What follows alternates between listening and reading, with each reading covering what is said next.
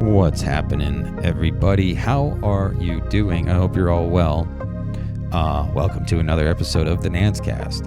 This is an awesome episode. We're joined by Sean, and we talk about all kinds of stuff. We talk about Rousseau and ethics and vanity versus care. We talk about Girard and Peter Thiel and the Antichrist.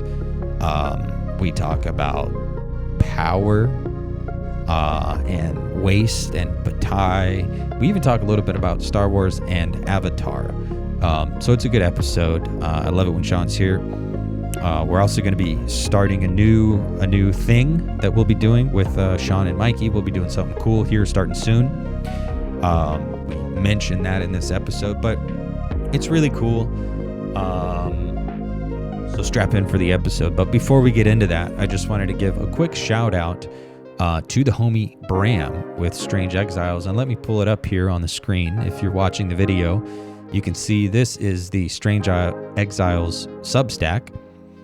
You can go to that by going to Strange Exiles, all one word, 2 E's, Strange, STRANGE, Exiles, EXILES, .substack.com. That's strangeexiles.substack.com. If you're listening to this, you should already be subscribed to Strange Exiles. But Bram is doing a series on crisis masculinity, and he's sharing his own work, and he's having guest writers come on and sharing their work as well. And you can go to Strange Exiles on Substack, and you can check out my contribution to the Crisis Masculinity series, as well as some others as well. I believe Jason Miles just had a piece. And like I said, Bram is sharing some of his own work too. So it's really cool. It's really exciting. You should go over to Strange Exiles on Substack and check that out. And without much more ado, we'll go ahead and get right into the episode with Sean. So thanks for coming, folks. Thanks for sticking around, and check this one out.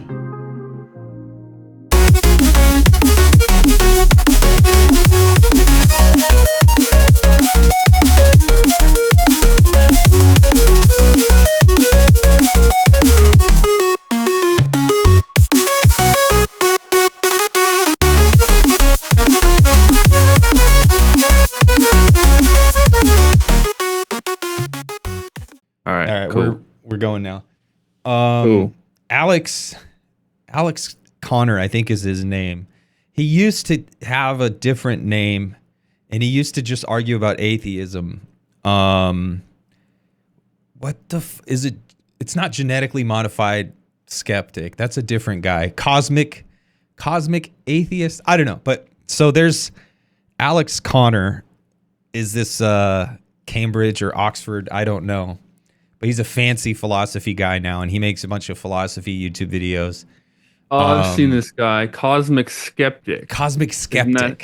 Yeah. But now he just goes by his name because he's all grown up now, so he can cast away the cosmic. But he used to do like atheism debates, and now he does philosophy. And I think him and like there's a couple other channels that are, I think they're laundering the like the Richard Dawkins version of philosophy into what people view as online theory and philosophy. And I just don't think it's good philosophy fundamentally.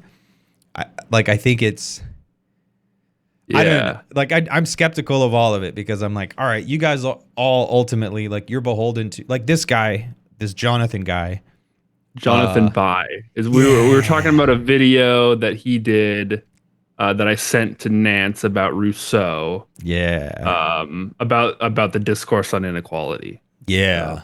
And I feel like Jonathan knows what he's talking about, and he's taking it seriously, and he's actually trying to do sound philosophy. But he's actually reading the shit. We have to at least say that. No, and I would rather have someone watch that than watch I don't know, Philosophy Tube or that stuff, because I feel like Philosophy Tube, like, oh, that's just kind of culture war bread tube stuff. At least this guy is engaging with the philosophy, but I feel like he's sneaking in some kind of like I don't know, like technocratic worldview. Like he's talking about one of my very good friends is a tech investor, and he tells me he always has success not looking at the end product or whatever, but the social reality of this stuff. And I'm like, yeah, sure. I think that's like a good investment strategy, probably.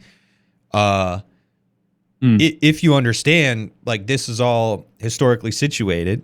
So like the people who have access to this power, right? If we already accept this level of inequality, then sure, of course it'll work out. Maybe, but also maybe, I don't know. I feel like this guy is a very convenient philosophy guy for guys like Mark Zuckerberg and Peter Thiel and Mark Andreessen, who want to have the appearance of doing philosophy. Like the kid even came out and said, like, I'm amazed at how many of these Silicon Valley investors study philosophy. Right. Alex Karp, and I'm like, but they don't though, dude. Like you can't honestly think that these guys actually like. So that annoyed me. And then he ended with his Rousseau video. He ended on a point that I think is just very. I was like, okay, I disagree with that. Yeah. So what did you disagree with? That inequality is necessary for achievement, essentially. Well, dude, so that part, that's where I want to agree with him. I want to say that inequality is like necessary for greatness, but also greatness is fucking evil, which he sort of concedes. Like I think fucking Socrates says great men are also bad. Yeah, but the thing is, this guy, I think he did concede it. And look, I think he's very fair to Rousseau, and he's actually he's like, and this is where it might get a bit controversial. So let me just go to the text, and he reads Rousseau in his own words. So it's not like he's like making shit up. So fair enough. This guy, I think, is being honest. But when he concedes that greatness is kind of maybe a little bit evil.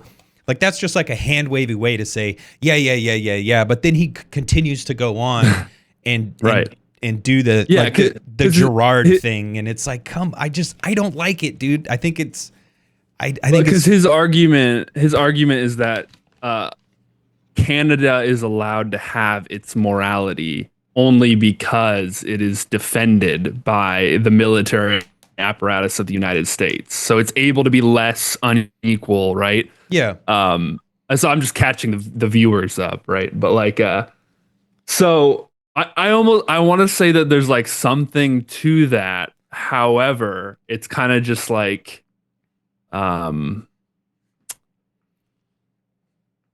it's like, yeah, but like this still, like the fact that America has these nuclear weapons, this is not unlikely to be the end of humanity. Yeah. You know what I mean? So like the military arsenal behind which Canada is hiding, we're not just talking about like something that'll just go on, it'll be okay. Like this world order will just continue. No, this is like probably the end of the world. Yeah. This is probably it, you know? So it's like, it is bigger than he's letting on. He's saying like morality relies on power in this way, but it's like, no, but the power might destroy not only the morality, but itself and everything. Yeah. I feel like that's the point. That's like, yeah. I also think like, I don't agree that greatness requires great inequality. Like I think that's just like internalizing the world around us and kind of taking it for granted and like failing to critically engage with the world and saying, and taking this just so narrative of like, well, this is all we've ever seen, you know, this is all we have historical evidence for. So therefore it must be this necessary thing to say that X requires Y. Like, I don't think you can just look at history and say, therefore it is necessary. I think you can look at history and say, therefore there's a lot of correlation here. And there's a lot of things that, you know, these things play hand in hand together in some cases. But when you make this, like, when you say this thing is necessary for this other thing, and people tend to think this other thing is good, so therefore we have to sneak in this thing that people think is bad. I think for me, it's very convenient for people like Peter Thiel and Alex Karp and all these technocratic assholes to just justify it and just be like, but it's okay because we read philosophy and we don't have to be great, but just be good or whatever. Like, it's all, to me, it's all really facile. Yeah. It's all kind of like to launder. And I just don't like it. I think we can have better, we can have better like moral compasses than to just be like, well, maybe, I don't know. Yeah. But that's the way in which like you like mentioned Peter Thiel. Like that's the only way I can like wrap my head around where Peter Thiel is coming from, because it seems fucking insane. And then you realize that like he is a Girardian, like he has actually spent time studying under Girard, and it casts a shadow over all of Girard's work. But like I'm absolutely convinced that if Girard were alive today, he would be fucking horrified. I'm not convinced. Absolutely convinced by what Peter Thiel, and because Peter Thiel also then influenced the fucking vice president of the United States right now. Yeah. And so JD Vance is now also fancies himself a Girardian. So this goes all the way to the fucking top. Yeah. Which is crazy, but no, I think if you read, I have it right here. What's it called? If you read I See Satan Fall Like Lightning, I think it's impossible after reading that book to be like, to think that Girard and like would look at Peter Thiel and be like, oh yeah, that's what I meant. You know what I mean? Because it's just so obvious in that book that the point was like through Christianity to overcome the violent mimetic contagion. And whereas Peter Thiel is like, I feel like what's going on in Peter Thiel's mind, who knows? I can't say. But like my best speculation is like, he's like, well, somebody has to do it. Somebody has to be me. So it might as well be me. Yeah. Whereas Girard would be like, no, you should die before you do that. You know, like you should, you know what I mean? Like Girard would be like, on the principle, like you should just renounce. I think Girard would, if he had the worldly power, would renounce it. If he was Peter Thiel, he would walk away. You know what I mean? Yeah. Well, it's if he was being consistent with his own thought. That's fair enough. I tend to not like Girard, but it's also true that I have not really engaged with Girard, and his representatives always tend to be freaks. Totally. Dude, so yeah, it's like a cult. Yeah. But so this guy Jonathan on YouTube, Jonathan Bai, he's a well put together young man. He's got a striking aesthetic. And I think on balance, he's probably doing far more good than harm. But I just think there's something going on where he's at best like a useful, eager young man for kind of older people with ulterior motives and money to fund him so that they can like whitewash a little bit of the technocratic space. And for the record, we don't even know for sure that he's funded. I'm just guessing. Oh, based on his presentation and who he knows. Yeah. If he's not funded, then it's definitely a passion project. The presentation is done very well. He very clearly knows what he's talking about. His production's great. His aesthetic is great. All that, but.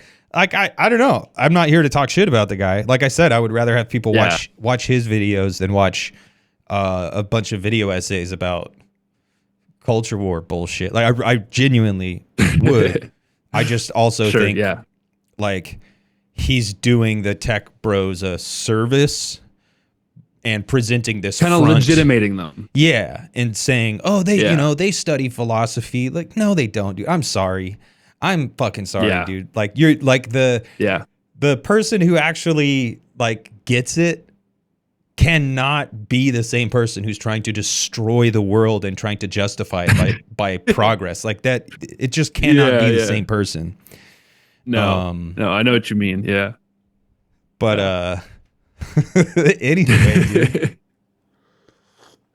Yeah. It also power. And Yeah, and that's why like Peter Thiel is like fucking weird and scary because like the people he takes seriously, like in his like one of the transcripts that I haven't read all of, but I listened to some other journalists talking about it. But like the course he did about the fucking Antichrist, Yeah, dude. he apparently he can't see that like, dude, it's you. Yeah. You know what I mean? At all. Like he's so unbelievably myopic and like and so he has to see like he has to blame someone else for ending the He world. has to He blame can't see Greta that it's Thunberg. himself. Greta Thunberg, dude. It's Yeah, like dude. she whatever you think about fucking Greta Thunberg, she's not the fucking Antichrist, you moron. Yeah. God damn. No, I think I listened to a TrueAnon episode where they had someone on who read through all the transcripts and he was talking about him and it, like, yeah, it's like, okay, Peter Thiel he's just like the specialist little boy in the world who never had to deal with being told no, and he went and did all this, amazing, crazy, powerful stuff in the world, and now he's going on like a vanity tour where he's like, I am suddenly an expert on the Antichrist. It's like like the South Park episode, Peter Thiel knows about the Antichrist. Thiel. It's like, did you see the Christmas one, the newest one? No, I didn't. It's so good. It's the so last good. one I saw, the baby hung itself. Oh yeah. Wait, is that no? I think that was the one before. Can I spoil the new one slightly? Is that okay? Yeah. I'll spoil it. Okay. Good. He's like, there's a scene where because Jesus has already gotten all macho, like Jesus got Christian, and now he's like, and then there's a scene where Towley goes like, "What's wrong with Jesus?" And then someone answers him. Oh, Jesus got all Christian. It's like that's what's wrong with it. It's so good. That part when they're at the whatever it is, like the TGI Fridays or whatever, they're at the restaurant and he's hanging out with Power Christian Principal and he's introducing her. That's so good, dude. And then he comes back and he like rips his fucking sleeves off and he's all South Park's good again, dude. And I don't know if they were ever not good. I just stopped watching. I think they were always good. I think so. They were. Yeah. I think I stopped Yeah. watching fucking like a decade ago, probably because I didn't have time to keep up with it. But I've watched this season, the previous season, and I'm eventually going to go back and work my way back through. I think South Park's so fucking good, dude. Yeah, I agree. I think they've always been good. I think they kind of like sort of stayed away from politics directly, and then with the Trump shit, they're just like, nah, fucking, we're just going all in. Dude, it's good.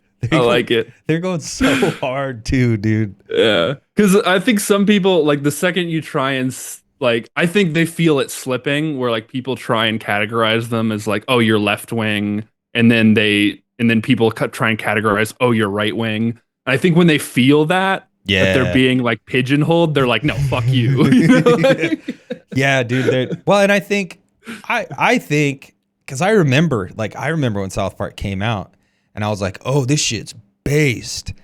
Maybe the first couple seasons were like whatever, but eventually, like, I picked up on like, oh, these guys are based, and at the time, I was like, oh, they must be anarchists like me. And so I was like, of course they're anarchists like me.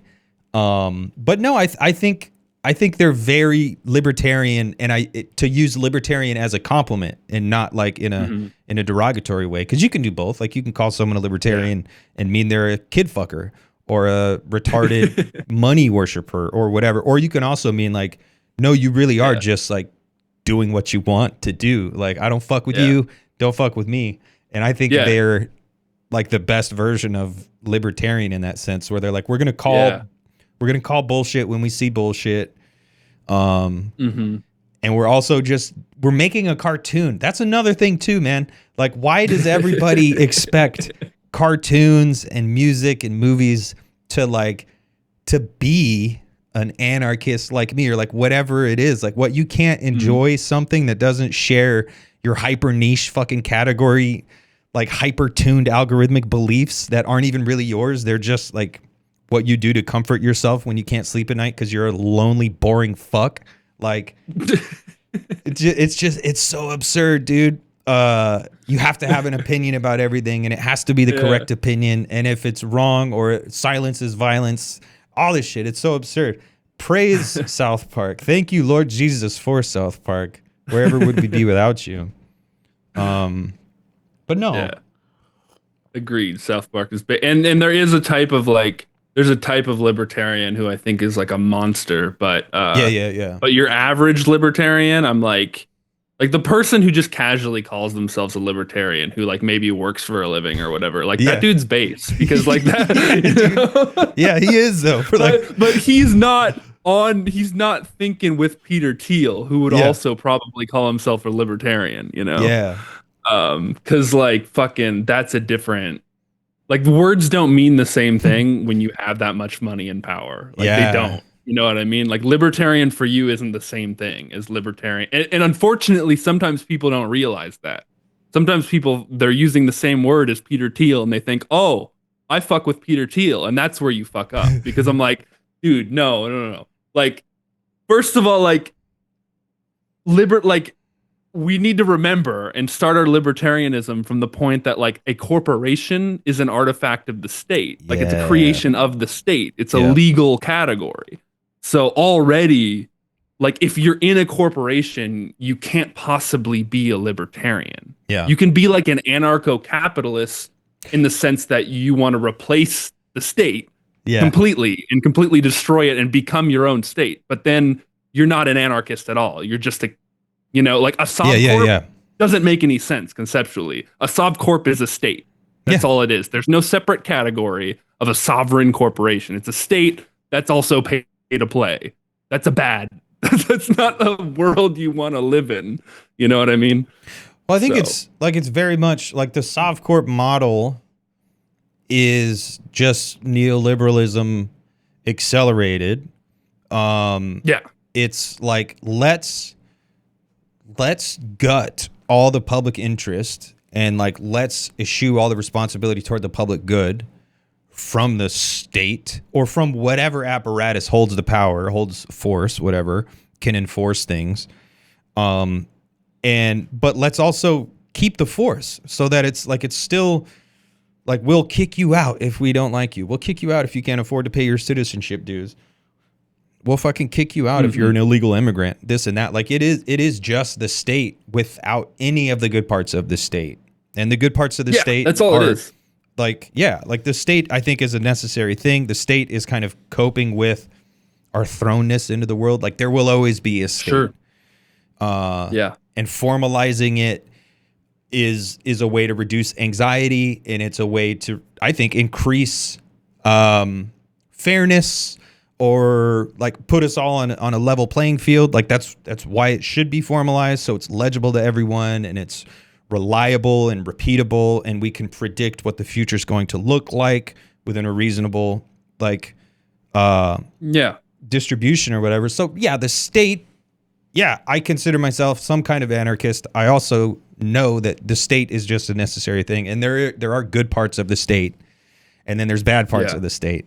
And all these libertarians want to fucking cut away all the good shit and keep the worst parts of the state. It's like you're the opposite of a libertarian, dude.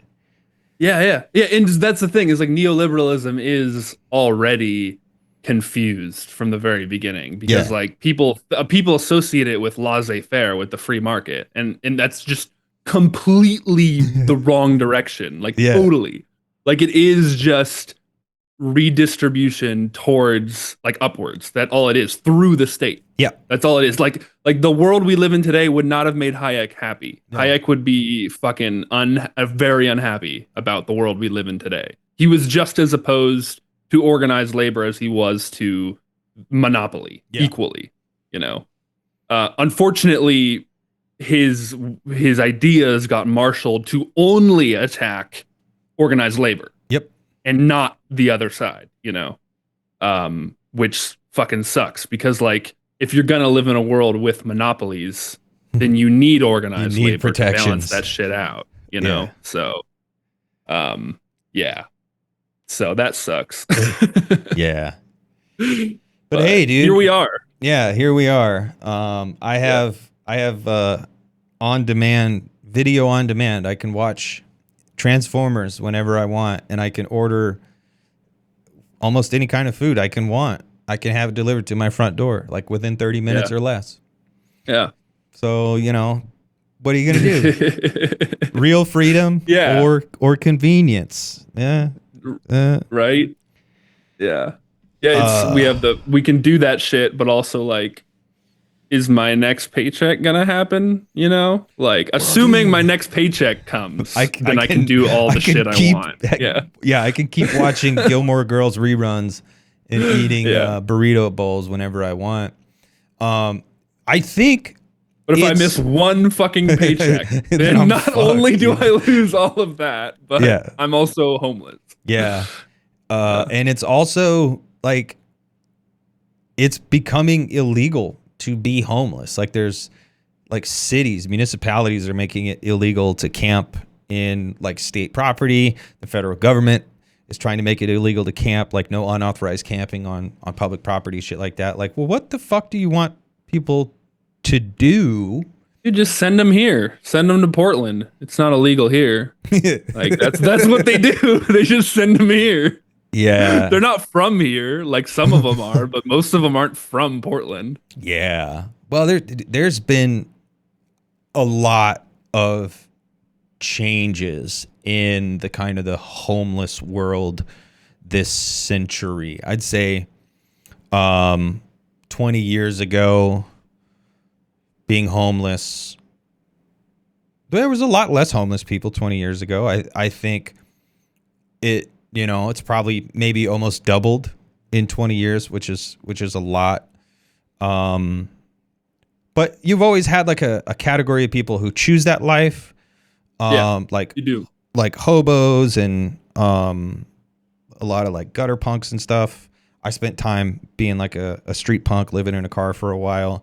But then you have people who are like forced into it. I feel like we have more people who have been forced into it in the last decade probably than in the past. Like in the past, there were people who chose it, and then there were just people who needed fucking help. Like they got kicked out of a mental institution when it was closed down, or they kept coming in and out of jail, or their family life's just so fucked or whatever. Like there was always that.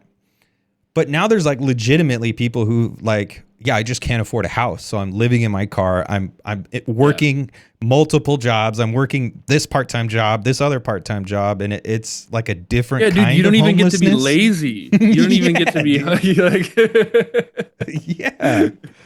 yeah. Especially cities like San Francisco, they have a lot of that shit.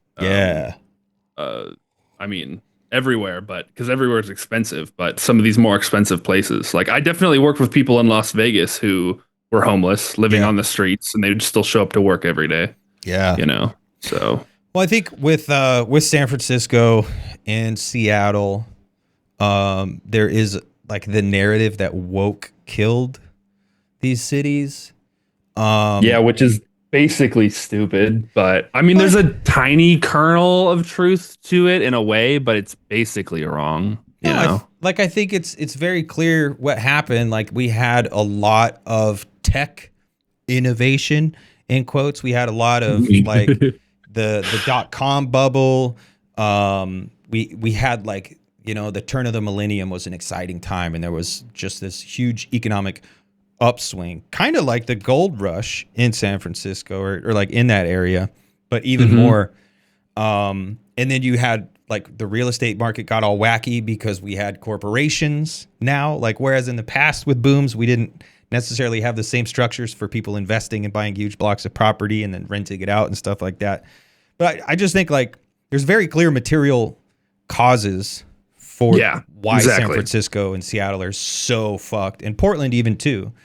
And I think Portland's probably doing better now than what people think it is on the news. Like we were talking on the news with the ICE protests and shit, like the news was making it sound like there was a war going on, and you're like, Yeah. yeah, dude, no. They do that with everything here. Like Fox News and Trump himself personally will take up things about Portland and just like blow shit completely out of proportion. And that's like there's so much bullshit on that side. But then the liberal response to it is like just as annoying. Because like when Trump was saying that there's like a war going on, they did the same thing in the George Floyd protests. And it was like even the George Floyd was like it was like a fucking 2 block fucking radius where everything happened. Nothing happened outside of that for the most part, you know. Broken windows here and there maybe, but you know. But it wasn't like I lived in Southeast Portland and like I didn't see any of that shit. You know what I mean? Like none of it. Like zero. Unless I wanted to.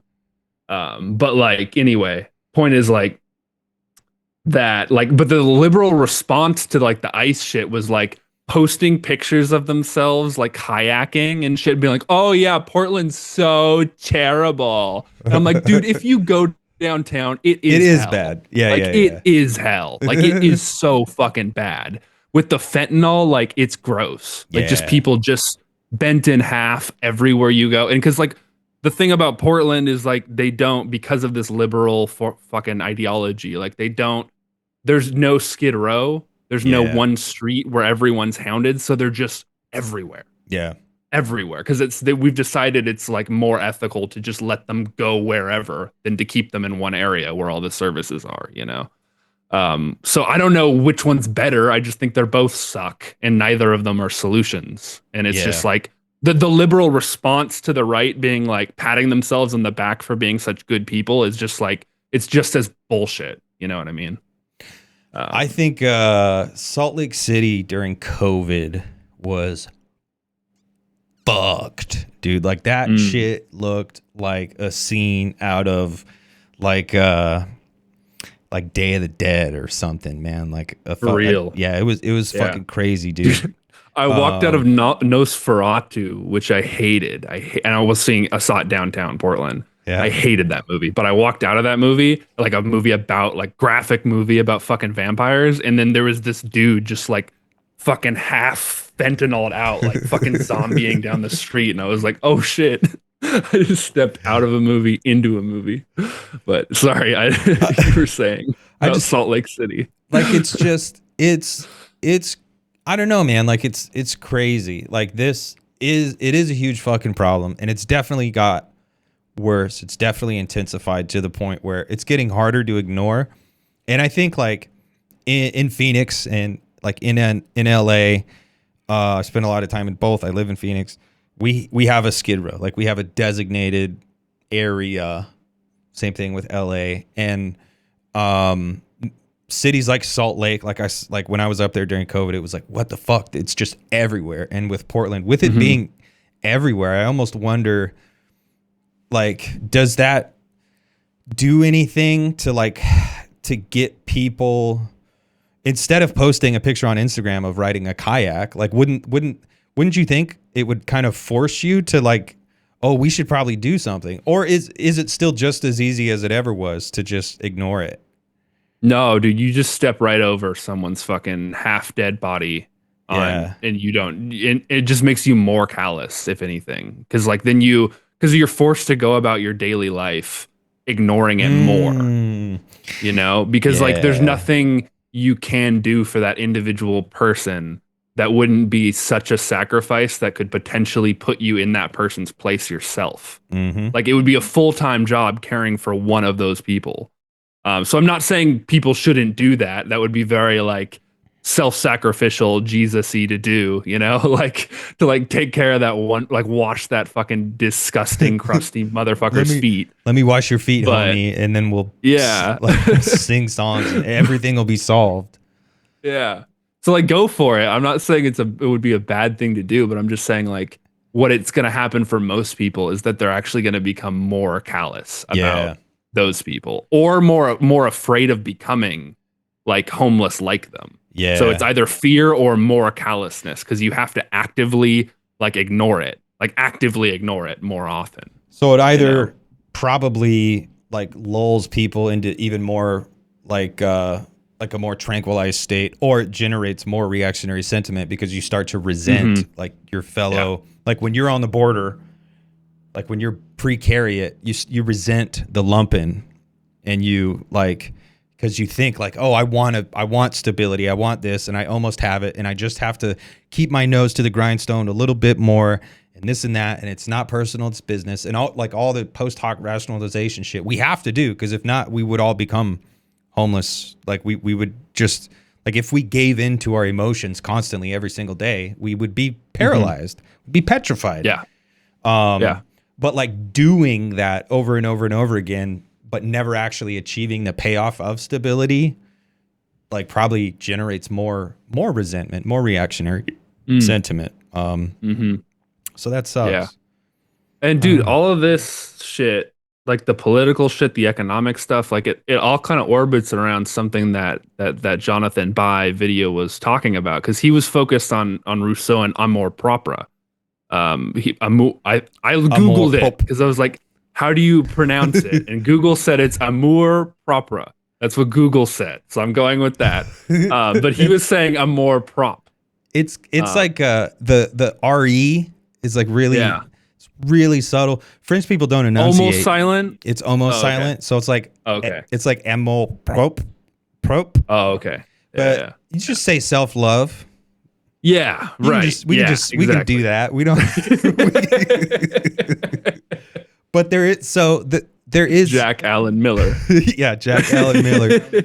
There in Rousseau, so there's this kind of amour propre, which it kind of becomes vanity, and then there's this other type of self-love, which is like amour de soi, which is like love of the self.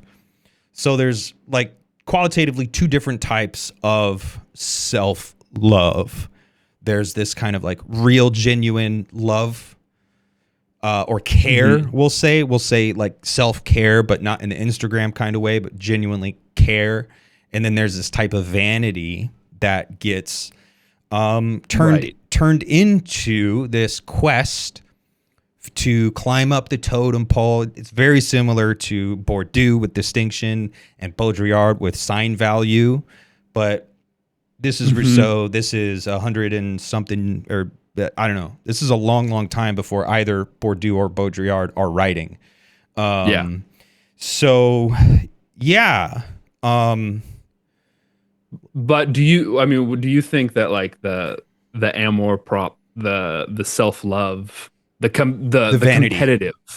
vanity, the competitive self-love, like that comports really well with what Girard's saying, too, because like, so for him, it's this rivalrous shit. And I just like, the more I look around, the more I see it. And I think that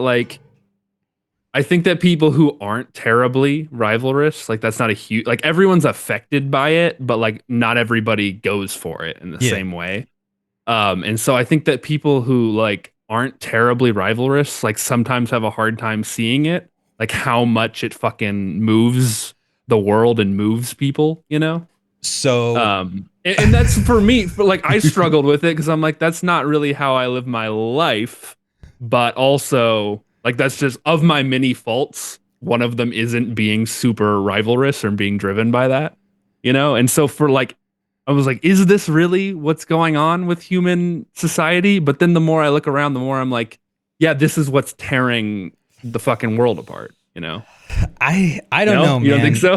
So I do. I think this concept, it does bear out, and I see it with distinction from Bourdieu, and I see it with sign value, especially with Baudrillard. And I think you can draw a line back to Rousseau with that. But I also think like you need to come at it from like a more structural point of view, because I don't think that has much power when a person is able to like live life, like when you're able to actually find comfort, and when you're actually able to be at peace with your surroundings. And that's exceedingly difficult to do. like especially in the world we live in today, it's exceedingly difficult to find peace. Mm-hmm. But I think like tying that vanity to sign value, it's like, yeah, that is in operation, and that is what the commodity is doing. And I think it's even doing what the identity is doing in the category and the culture war. Mm-hmm. Like the culture war plays on this vanity. And it's not even to say like, I want to be the best. It's like, it really has got to the point where it's like, I want to be seen as valid in the eyes of someone or something, because we are all so miserable and we are all so caught up in something. And I don't think it's as simple as just saying vanity is the cause of this kind of inequality. I would say vanity plays into it with sign value. But I also like, yeah, I don't know. I've never really run into being motivated by it. Now, when I was younger, I think, yeah, I wanted to be the best fucking skateboarder at the park. Like I wanted to do shit that no one else could do. I wanted to go out and hit the spot and get the trick before anyone else could get it. When I like art, like I wanted to do dope ass graffiti and like make everybody be like, yeah, that was me. Like, so I can see it with recognition and the desire to be validated. But I think it's absurd to kind of say this is the cause of inequality. Like to say vanity is the cause of inequality, I think you're just missing a whole lot, dude. But I could be wrong. I don't know. I think for me, what it explains is it tells me why it is that great men are bad. Like it tells me why that, because to me, I don't think that power corrupts. Like I don't remember who said that, but like there's that quote everywhere: "Power corrupts. Absolute power corrupts. Absolutely." Yeah. I think fuck no. I think corrupt people who are already fucking corrupt, and this is why, is like they go to power. They find it. They seek it out. They will die rather than not have it. You know. And so to me, this kind of that's why it explains to me that like why great men are bad. And like we look at Silicon Valley. There's almost no more rivalrous place than Silicon Valley. Yeah. You know what I mean? So about like comparisons with each other and like just this careerist obsession. And like, I could have like fucking gone to school for something that was actually lucrative. Like I could have done that. I had the opportunity to do that. And I was just like, nah. Who fucking cares? Fuck it. Like, who fucking cares? You know? And now I'm like, I wish I was a little bit more rivalrous when I was younger. You know? It would have, but like, I think that it helps you in a rivalrous economy, an economy that's based on that, to be that way. It helps you financially. It helps you to fight and to get ahead in that way. And so like, I just see that shit everywhere. You know, but it's like, it's definitely, it's not how I live my life, and it might be to my detriment. You know what I mean? In a way, like my material detriment. Yeah. But so like in a world that's already been totalized, in a world that's already been operationalized and fully instrumentalized, fully inframed, this type of rivalry might be the only thing that allows you to kind of climb up the ladder and receive the material benefit. I can see that, and I would say that's fair. And I think because like in the utopian Canada that he kind of paints, like you Canada is like much more equal. Like it doesn't matter as much. You don't have to be that rivalrous. But in America, in 2025, it's like the economy is just dog eat dog. You know what I mean? So it asks more of that of you. You know, as opposed to even America in the 1930s, 50s or something, you know, when everything was supposed to be hunky dory. I'm less certain of that, though. I think, like, what does it mean to say America's more like rivalrous or more dog eat dog? I don't know if that's true. I think America is just fucking schizo posting. Like, I don't think there's any rhyme or reason to America at this point. And I think like Canada definitely has its fair share of like bullshit rivalry. Like look at Toronto. Like Toronto is a pretty gritty city. Yeah.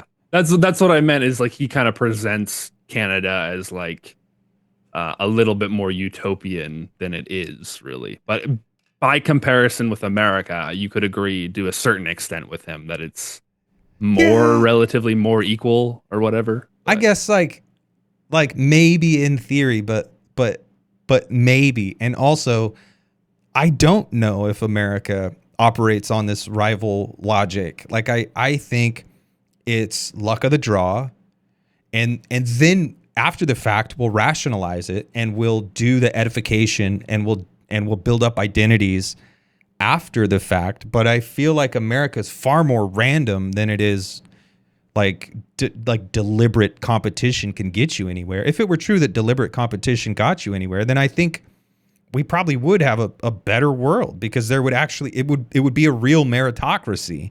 Like the smartest people would actually be the smartest people. They wouldn't just be some sycophantic dick suckers who are willing to kowtow to the fucking chief of staff or whatever. yeah. Maybe. Well, I think I might be like, I don't know. Because I think what you're saying isn't out of step with what's in my head. But I Okay. think you might be, like, you know what I mean? Yeah. So, Yeah. yeah. No, Yeah. I think I'm just trying to disagree with this guy. Ultimately, I think what it is, because I don't like the guy's aesthetic, and I'm too vain to agree with this guy, and so that there's this resistance, and that's Yeah. like I'm half being facetious, but I'm also like I do see that, like, my initial reaction to this kid was like, I can't watch this guy, I have to only listen to this guy. Yeah. Yeah. But even listening to it, and maybe it's because maybe I need to read Girard, because maybe I'm too suspicious of Girard. But I also think maybe he should read some Baudrillard. Mm-hmm. And maybe he should read some Marx, because he brought up Marx a couple times, and I was like, ooh, yikes. Like that's. I don't remember what we're talking about, Jonathan Pye, right? I don't remember what he said about Marx. He said I don't even remember. something to the effect, and he was getting through like an hour and a half of a presentation, so he had to be short. He couldn't really get into it, but he said something like flippantly offhand, like, and Marx hated private property or something like that. And I was like, Oh, yeah. He might have been talking about Marxists. He might have been. That's yeah. Yeah. But I mean, I think that I think I remember him talking about like Bolsheviks or Marxists. That's what I remember. In which case, like, there's probably a type of a period in Bolshevism or a type of Marxist who was like that. But I think that Marx was certainly like not accurate about like Marx to just say that he simply hated private property, because it wasn't about he's not a Rousseauian. Marx isn't. He doesn't care about inequality. Yeah. Really. Like, it's not about this like moral justice point. You know. So, you also said like you mentioned that you'd been thinking about power. Yeah. Like, and I don't know. I think what even is power? But also, if we can agree on some definition for what power is, like the question of, should we seek it? Should we, I don't know, I don't know, like power. I don't like power. I don't like the notion of power. I don't like thinking about power, because it always feels useless and futile. Right. So I guess what I've been thinking about is like, I think a lot of like subcultures, we could call them, whether we're talking about the Dharma bums in the 60s, or whether we're talking about punk in the 80s, or whether we're talking about leftist intellectuals influenced by Foucault. I think like a lot of these sort of subcultures, we could call them, like, the place they go to die is by thinking power is evil. Yeah. Because like, and the reason I say that is because like, in a world, like, you do have to survive, and that's In a world. in a very competitive world, you do have to survive, and that asks certain things of you. Yeah. And so like the question to me is like between when you're caught between survival and your own principles, like what do you do? Like what if like you don't want your principles to be so rigid that they annihilate your entire movement or make it completely irrelevant. Like there was a Christian sect that didn't believe in having sex at all, and so they're not around today Nice. because they didn't procreate. They were But that's so good. based. Like they stood on Yeah. business, dude. Right, right. But then on the other hand, like what aren't you kind of letting down all future generations if you're going to remove yourself? Are you? You're in I don't know, are you? That's my question, I I guess. mean, I don't can't future generations read? No, apparently they can't. Well, Can they? Can they? not based on today, dude. But That's what I'm saying. no, I mean, like, so I think, to be hyperbolic, I think isn't the problem with the world that we are always willing to give up our principles in the face of survival. And of course of course that's an exaggeration. Of course that's hyperbolic because like well, that's but I know what you stupid. mean. But there is a huge part of me that says like, no, that is what's wrong with the fucking world. Like I do think like we are constantly failing to live up to the ethical commandment to just be a human being. And if we could figure out how to do that, then the world would be a better place. Yeah. But that leads me to want to say, well, why can't we figure out a project that doesn't require compromise? Like why? Like what is it with organizing, or what is it with power, or what is it with material conditions that make it so we can never find that sweet spot of, yes, I'm going to stand on business? Because like ultimately, yeah, I think future generations would gain more from hearing examples like Socrates, right? Socrates died on principle. He like Socrates went out like a fucking pimp. He's like the example of that. Right. You know? And I think that gives us far more than a potential genetic lineage or whatever. Like no, I would rather have a human legacy and like a rich history of good, strong examples to point to and say, well, this is what you should do. Yeah. But if everybody did that and we didn't procreate anymore and we just died, then you're right. Then there wouldn't be future generations. But then I'm like, well, okay. I kind of feel like, I don't know. Like I kind of feel like if we can't solve the problem, then maybe we don't deserve to solve the fucking problem. Like maybe we will build robots that are better than us and they will be our fucking legacy, and they'll look back on us the same way we look at like our drunk uncles when they say racist or homophobic shit, and we're like, it's okay, he just says dumb shit, but I still love him. Yeah. Like that, like the AI that what was the reading you did? The Confucian. Where's that book? I just fucking had it in my hand.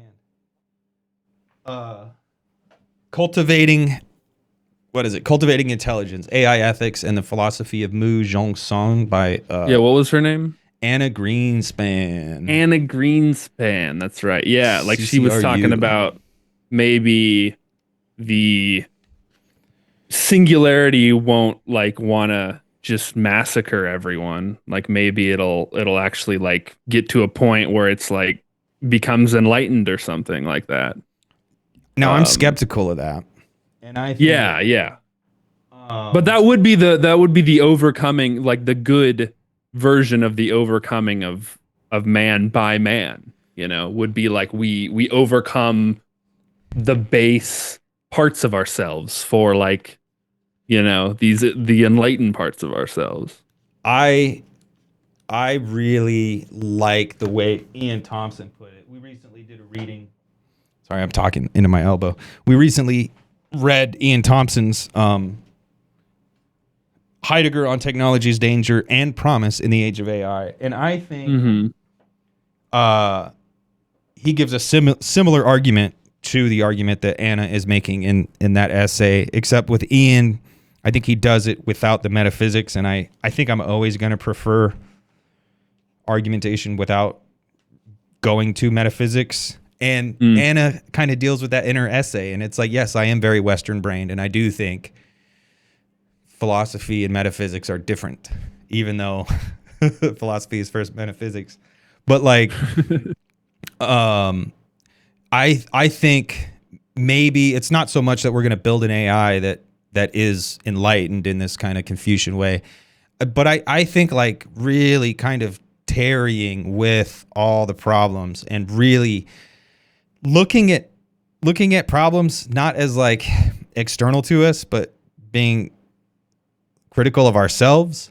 And now, but what does that even mean? I'm one of 8 billion and I'm virtually powerless. Like how am I complicit, and how can critical self-reflection do anything to solve the world's problems?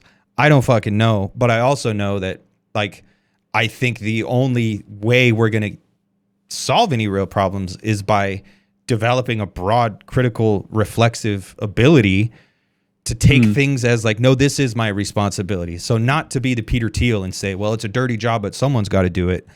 But to really be like, I am guilty. Like I am a part of the problem and I want to be a part of the solution. But I first have to understand, like I am as much a part of the problem as Peter Thiel. And I think that sounds absurd to say, because Peter Thiel's a billionaire. He probably fucks kids. He's probably responsible for a bunch of murders. Like it's just the bare facts. And I'm just a dude. Like how could you say that we're equally complicit in the evils of the world? But like I think the ethics that will get us out of the 21st century will see us in a way that says we are both complicit. And to moralize and to try to talk about degrees of blame is missing the point entirely. Like we all have an ethical duty to this concept that we call the human.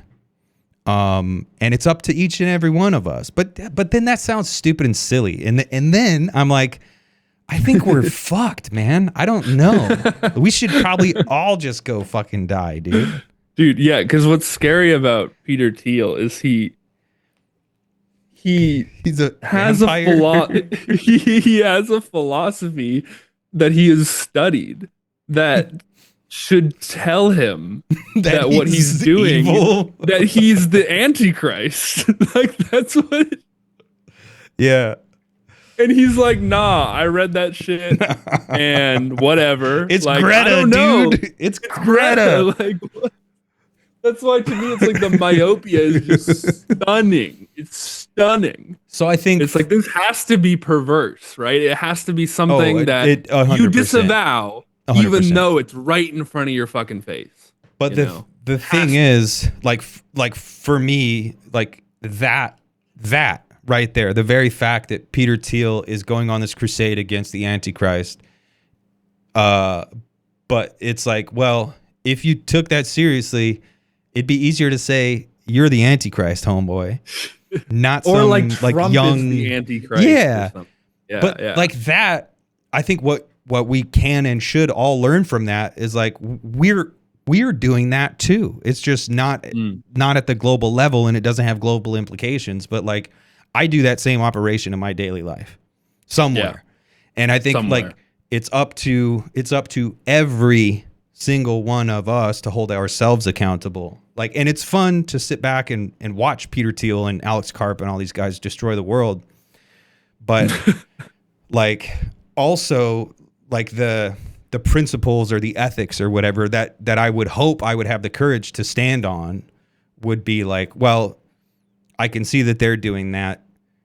I'm certain I'm also doing that. So if I want to be like an ethical person, I should probably clean my own room, clean your room, but not in a bitch made way. And then not to go talk about lobsters and die and then be resurrected 28 days later by some Russian doctor. I don't know. What the fuck? No, I'm not. He was in a coma for like a month because he was addicted to benzos. Jordan Peterson is such a silly guy, dude. But yeah. He spoke to wayward youth in a way that I think is valid. And I think those wayward youth, they need to be spoken to. And I think they do need to be told to clean their room. But I think we all need to be told to clean our room. I think Jordan Peterson needs to clean his fucking room too. And I think that was his biggest problem, that he didn't clean his room.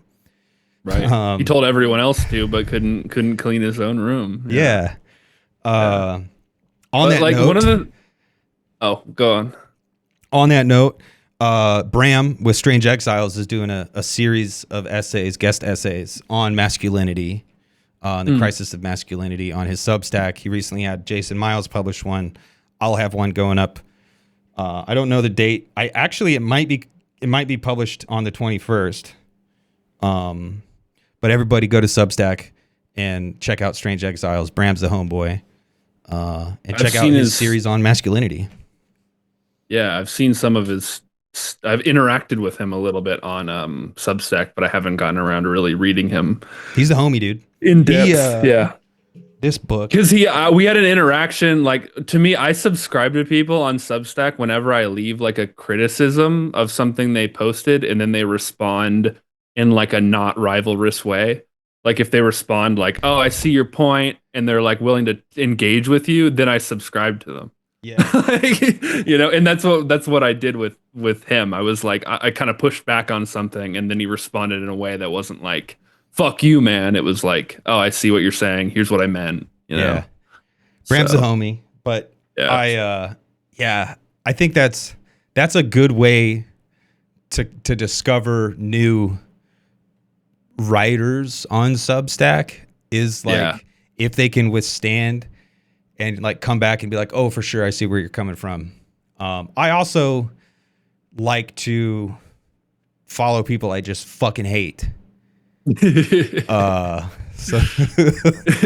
but I'm too I think lazy. That's good in a way. Like it can be good, because then at least you're not stuck in a bubble. At least you understand perspectives you don't agree with. Yeah. I don't want to name anybody, but there are people who I fucking hate watch, and I'm too lazy to troll.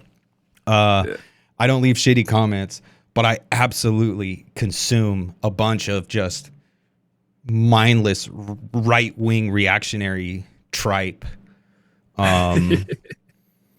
And I do think it's good. Like I prefer that. Like if I was just sitting around like, "Oh, let's all just have a leftist circle jerk," like I think I would probably be dumber. That's why what the fuck is Blue Sky? Like, why does that exist, dude? What the fuck? I heard some people, I was in a movie theater and some people were talking about it in like the fucking before the preview started, and I was like, wait, I forgot that this existed. People actually do that? I'm not people convinced are actually it's real, on dude. that? I'm not convinced like, it's what? real. It's fucking like, really? Like they were like, "Oh, Twitter or X now is meanie is a place where all the meanies hang out. So we're gonna go to where there are no meanies. That's where we're gonna go. It's Blue Sky. Fuck the real world. We don't want any meanies." So fucking dumb. Yeah, that sucks. I've never seen Blue Sky. I'm not convinced it's real. I hear about it from time to time. I don't think it's real. I think the only real Twitter alternative is Mastodon, and Mastodon, no one uses Mastodon. I think Blue Sky is a psyop. Yeah, it's just not real, dude. Like those people were CIA ops planted to fuck with you. Dude, that's more reasonable than what is probably the reality of the situation. Which is, some people were like, all the right-wing stuff is on X now, and it's owned by a right-wing baddie. And so now we're going to leave and not criticize them at all and just talk to each other. Like, what the fuck? So, what is going on? On Reddit, there used to be a subreddit called the Donald, r/the Donald.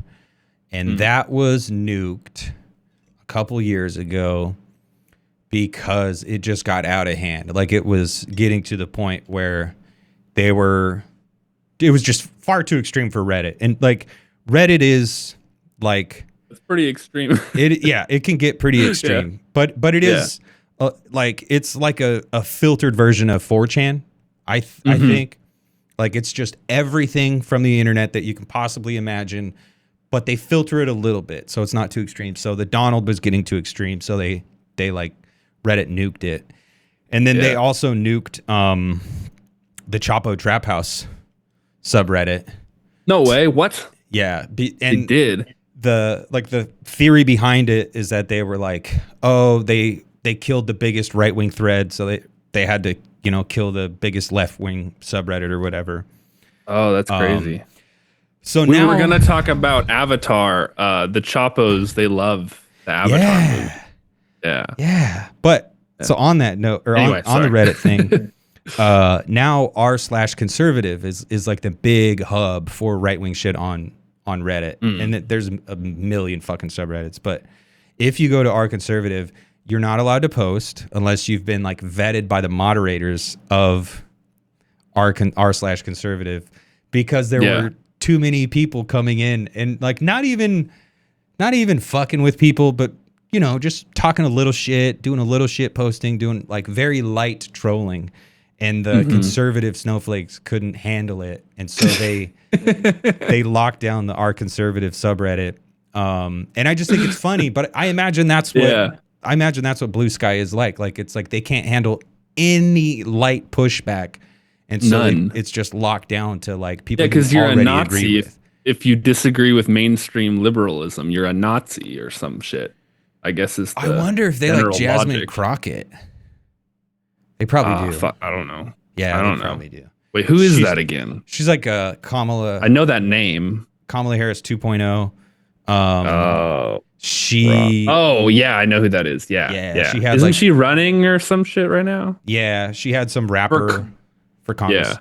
Yeah, she's doing really well, like optics wise. Like she learned from the right how to do optics and how to like run a campaign. Because for the longest time, that's good, dude. That's smart for her because. But she sucks.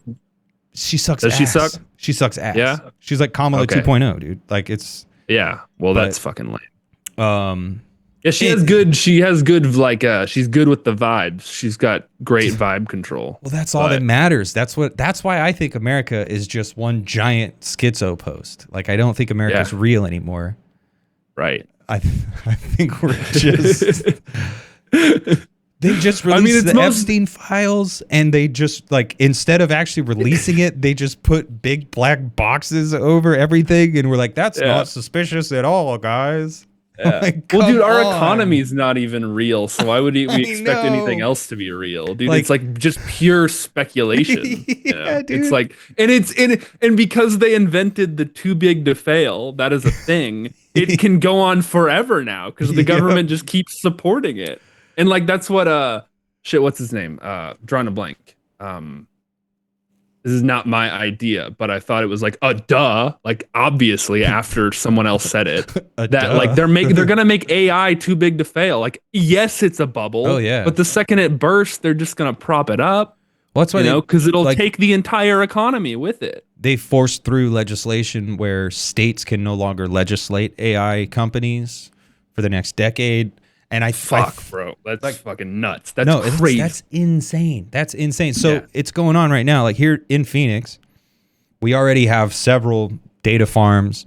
We already have a couple chip manufacturers. Microchips have always been big in Phoenix. I think it's because it's very dry here. It doesn't get humid, so it's good for production. I don't fucking know, but my whole life there have been multiple chip fabs. They're building TSMC, the Taiwan Supermicrocomputer Corporation, which is why we're really at war with China. All this stupid people freaking out about Chinese AI, this and that. It's not. It's about Taiwan. Right. It's about TSMC. It's about control over the chips. I act like fucking. Anyway, they're building a new fab down here.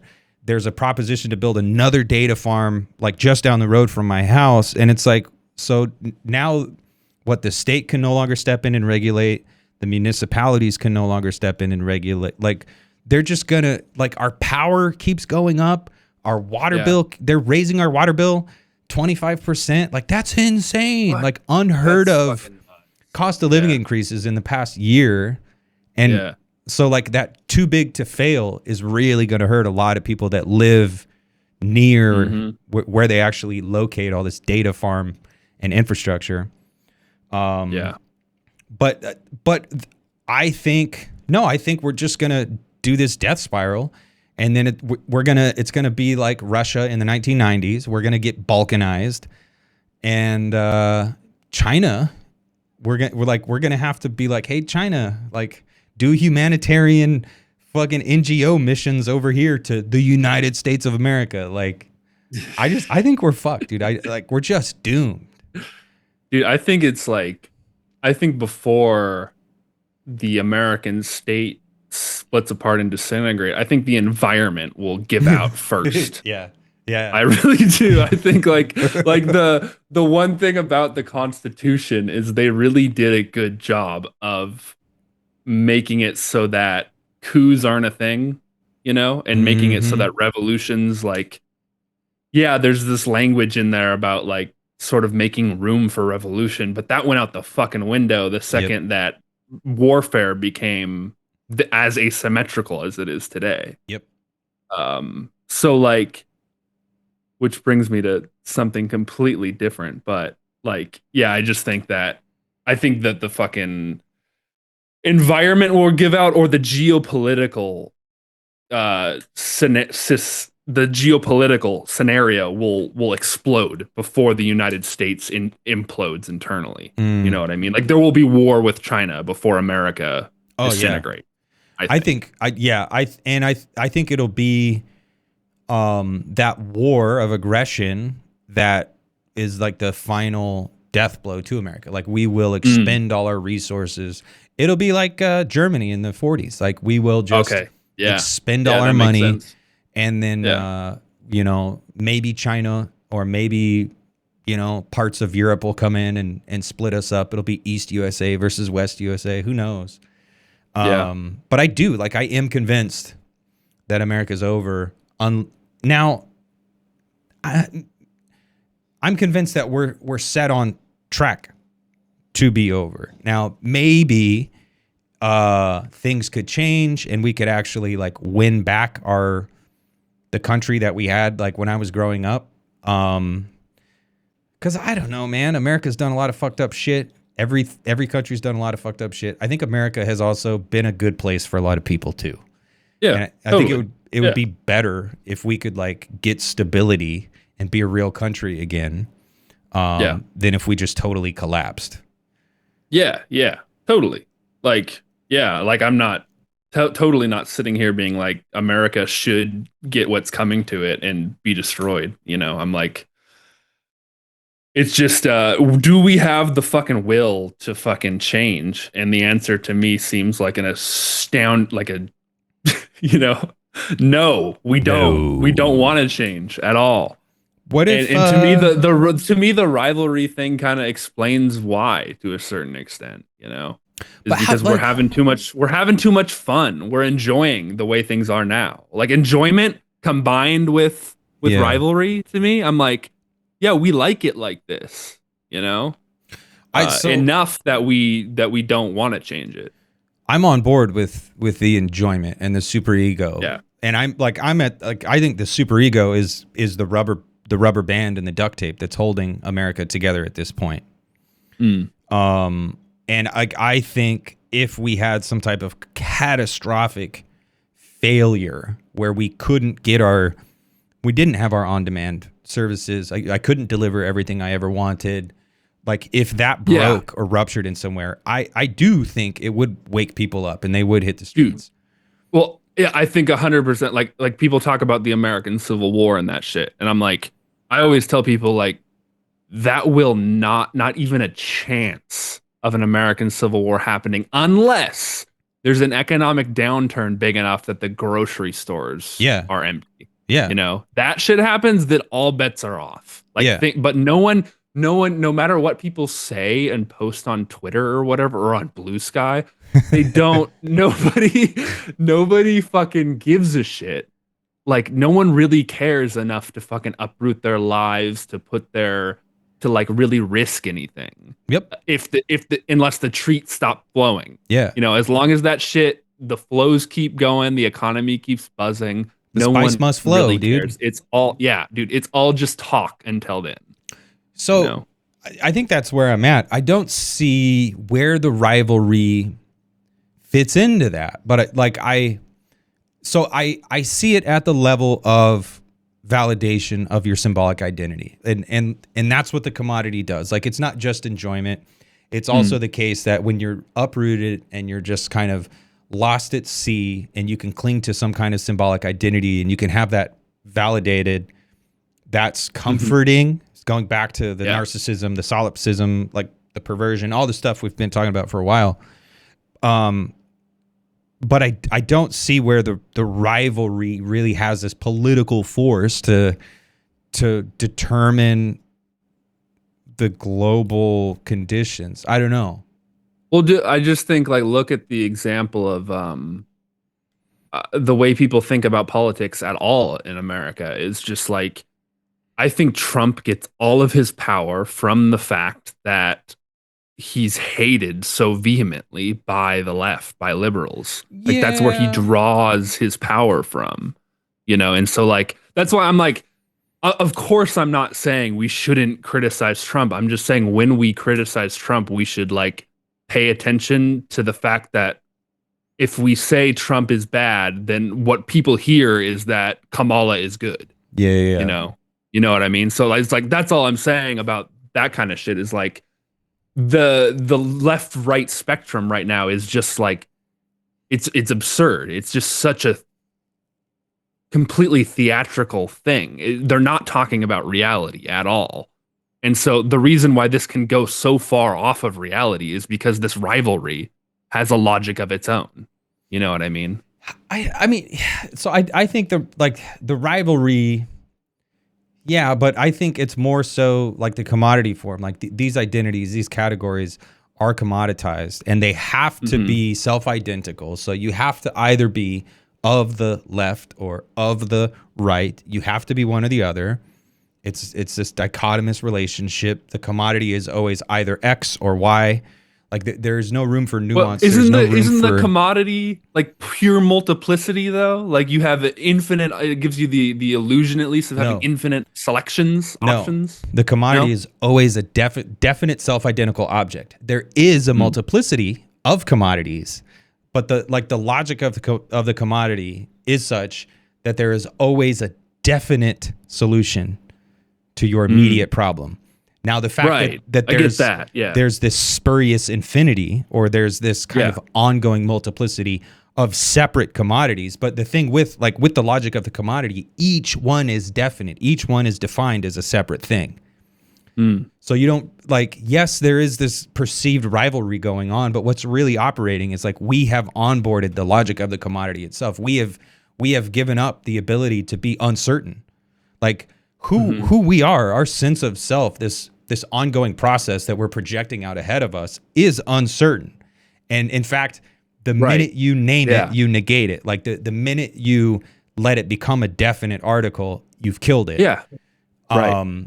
Isn't that why you're not allowed to say, you're not allowed to say the name of God? You know what I mean? Like once you name it, I feel like that's kind of a good thing, is like, once you name it, then it's like that you're being idolatrous. There's the similarity there between like God, religion again, and commodity fetishism, right? I absolutely see that like I think the commodity is a very religious thing.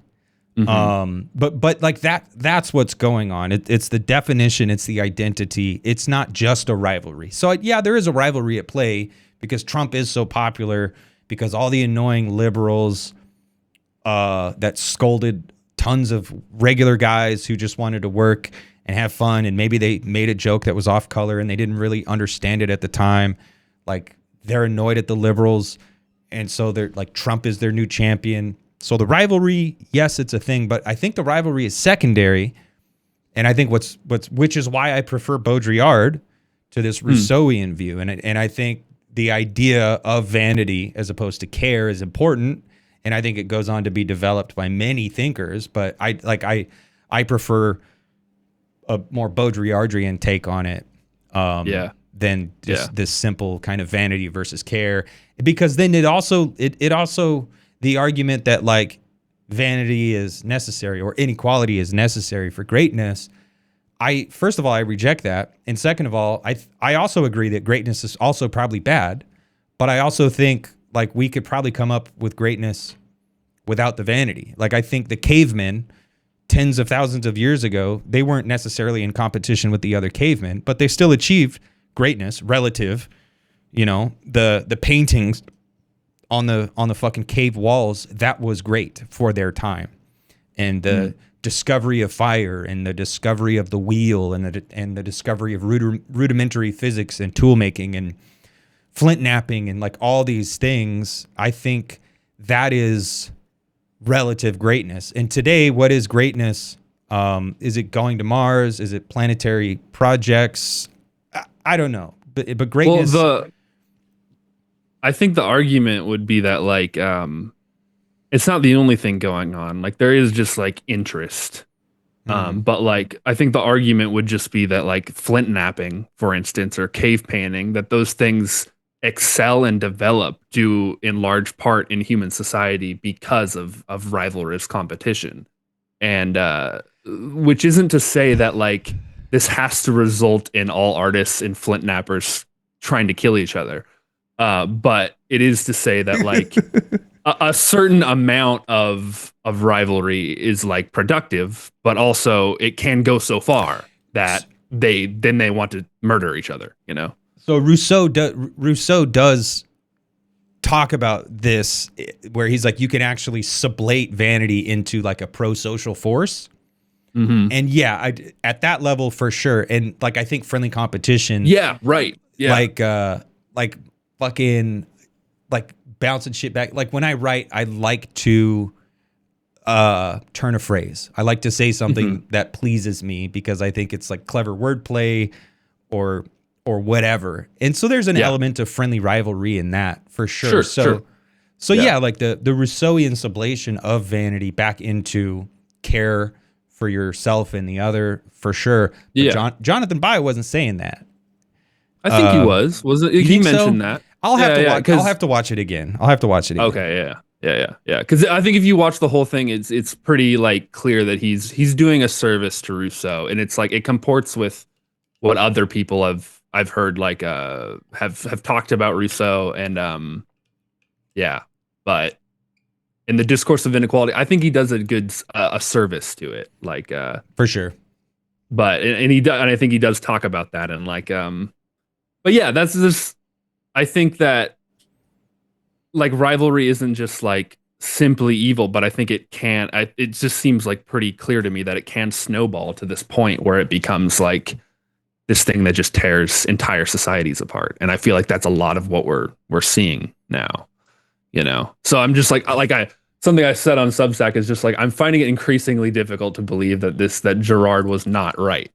That he was not correct about this. Like the more I look around, and it's connected to jouissance, of course. But I think that the way in which we find enjoyment is often through this competition, and then the commodity form is a way in which we express it, and that's why that's maybe why the commodity form works. All these things work together, right? Yeah. Because like we buy shit to keep up with the Joneses. There's a rivalrous component there. And that's where we get the primary enjoyment. It isn't from the use value of the commodity itself. It's from the fact that we can compare ourselves to someone else who has a similar but slightly different commodity. I think Keeping Up with the Joneses, I think there was a TV show that was called that. But I think the Keeping Up with the Joneses logic isn't real anymore. I think we have we've surpassed it for sure. Like I think we've transcended the Joneses to the point where we're in a rivalry with like a virtual other, like a simulation of the other, because we're the general peer, dude. The general peer. Yeah. I like it. I just think I don't know. I think there's more going on than just like rivalry or just mimesis, but I also like. Yeah, there is. Yeah, but I think there is. It's just that like I think the reason why it's salient It's not to say that like all human experience is reducible to rivalry. But the reason why it's salient is because like when bad things happen in the world in history, it tends to be rivalry at the center of it. It would be the argument, you know. When things explode, it tends to be that things have gotten to a boiling point. Yeah. Based largely on this fundamental social, you know, component. Well, so like, yeah, when it gets to that point of exploding, it's no longer just keeping up with the Joneses. It becomes scapegoating, and it becomes like you are the root of all evil, and you absolutely. are like precisely the thing that I must excise from existence. Yeah. And I think Zizek's kind of picking up on some of this stuff when he's talking about lynchings and the enjoyment involved in that shit. You know, where the fuck is this book? I just moved all my books around. This book, Metastases of Enjoyment, where he actually talks about in chapter 3, superego by default. And he goes into it in a lot of other places, but that's probably the best essay or chapter or whatever he's written is chapter 3 of Metastases of Enjoyment. Dude, I need to read that one. I haven't read that particular Zizek. Yeah. And I think it's not as popular because it's like a book about women. What's the subtitle? 6 essays on women and causality. And so I think most people see that and they're like, women? Well, yeah. A lot of people do not want to hear Slavoj Žižek talk about women. And I don't blame them. Yeah. But no, I do think this is canon fucking Žižek. Yeah, for sure. So yeah. And one thing like Lash talks about is like the cult of survival that like I don't know. I wasn't really going anywhere with that, but I just think that that's something he points out, and I see that everywhere too, where we've gotten to this point where like we just glorify base life. We glorify survival. And to me that like comports with this idea of like life being a struggle of competition, because bare like, life, right? Bare life. Yeah. And that's what we kind of glorify. Like we've decided as a society collectively that like having free time to like be a human and like goof around is not important and doesn't matter at all. Like we've made that collective decision, you could call it, at a certain point. Like and that wasn't always that way, because Kurt Vonnegut, a great American writer, is very like the thrust of his thought is like we're here to goof around. Yeah. Like, you know, he says that explicitly. And so it's like it's not like America was always like that, but that won out. That life is about striving, working, you know, and that worked out because of a lot of economic changes, you know. I think, and actually, I think he says we're here to fart around is the direct quote. But anyway, so I like that. I like the life is it is more than just struggling and finding meaning in the struggle. What's that quote, dude? Tupac says that in front of one of his songs. Or no, DMX says that in front of one of his. To live is to survive, or to live is to suffer. To survive is to find meaning in the suffer, or whatever the fuck it is. And it's what fucking quote is that? Is that Nietzsche? Now I can't remember like where did that originally come from? Anyway, it sounds like something Nietzsche might say, or someone might misquote Nietzsche saying also. Yeah. But no, the striving versus the farting around. The piece that is going up on Strange Exiles that I wrote kind of touches on that, like striving versus actually like living a full life. And Kurt Vonnegut, Bukowski, all those guys, the Dharma bums, all those guys, they were all into farting around, but they didn't win. And I think it, like you said, it's largely down to like neoliberalism, and we needed new structures, and capital innovated new structures for us to kind of model ourselves after, like the economic proposition of more came to represent the phallus in this way, whereas before we had different family structures and we had different economic opportunities. And so we had more opportunities for edification, and we could go fart around and still be seen as like manly men or successful humans or whatever. But neoliberalism did so much to knock our socioeconomic boots out from under us. Like, it was replaced with just work, be useful.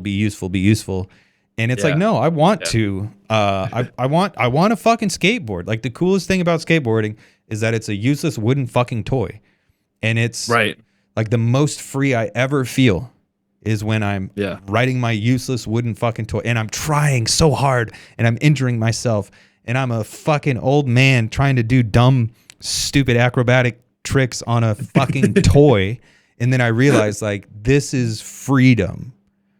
Right. And we all have that, whether it's art, whether it's music, whether it's reading, whether it's writing, whether it's just enjoying nature or enjoying film or like whatever it is. Like, we all have these situations where it is ethical to realize I'm wasting time from the perspective of capital. Like, I'm doing this for me. I'm doing this for my own pleasure, for my own enjoyment, my own edification, gratification. Yeah. And we're gonna get into Bataille soon, but with Mikey. But like, who's a better thinker of waste, of the importance for society of waste, right? Of having these things that are just pure expenditures. Like, that's so important for society to even function. You know? I think it's important for us to even be able to be human. Is like, I am going to decide where I expend this effort. Like, with Bataille, you could just take a labor ontology for granted. You don't have to, but you could, and you could just be like, okay, life is suffering, life is pain, life is miserable. But then Bataille is like, well, I'm gonna be suffering anyway. I might as well choose how I suffer. I might as well choose the qualities of my suffering, rather than just falling prey to this quantitative demand of like, you have to manufacture X amount of widgets in X amount of time. It's like, no, like, the truly human act is to say, I choose to waste my time in this way. I reject your authority. I reject your commandment to waste my body for the sake of your time and your profit. I'm going to waste your time and your profit for me. It's otherwise it's not waste, because it's like you're, in a way, because you're being instrumentalized. So you're being used for a purpose other than your own. So you're not being treated as an end in yourself unless you're wasting. That's why I think the word waste is weird. Is weird. I've been thinking about the word waste for years, dude, because it like from the human perspective, like, the commodity is pure waste, because it's like, it's not like, the commodity is not real. The commodity is not like, it doesn't actually solve your problem. Like, the way it works is that it doesn't solve your problem, and so you move on to the next commodity and the next one and the next one, and so it operates by this continued need to purchase another commodity. So the commodity is already necessarily waste from the human perspective. And what we think of as wasting time, like riding a skateboard or reading a poem or writing a poem or listening to music or making music or whatever, things that are called wasting time, like, that's actually like the best thing you can do. It's not wasteful at all. It's actually constructive. So talking the about, move I want to make is to take the word waste back and like to make waste positive. Oh, dude, like that's Well, and I but you could go the other way too. And is it expenditure? Is it effort? Is it waste? And the thing is, like, because I like how in volume 1 of the Accursed Share, it's like it's like he's saying that all of the major world religions, like, the reason why in Tibet it is they actually achieved a peaceful society is that there were so many fucking monks, and so all of what could have been marshaled for like violence or something just got literally consumed and shit out by the monks. You know what I mean? And so it's the sheer number of them, not so much precisely what they were saying, because all these different religions of the world preach nonviolence. But Tibet actually accomplished it just because there were so many fucking monks, you know?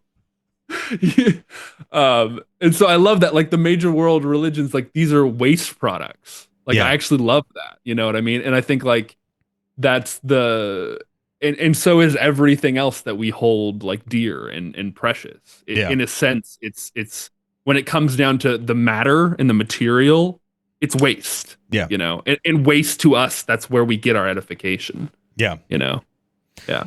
It's no, dude, I'm excited to we'll be doing some Bataille. I think Bataille is probably one of the most important under hyped thinkers of the current moment, just because that logic of waste, I think, is a way to kind of escape the super egoic feedback loop that's kind of keeping us trapped in the logic of the commodity. Because it answers the question when people are like Mikey likes to talk about how his coworkers are like, I don't know what I would do if we didn't have to work. It answers that question. Yeah. You know what I mean? It's like fart around. Do whatever the fuck you want. That's dude. Actually, Do whatever the fuck you want. But what you do besides work and consume and buy bullshit you don't need is you will find some way to waste in your own way that you might not even know about yet. Yeah, dude, you'll have the time to discover the way that you wanna waste, that you choose to waste your time. And no, I think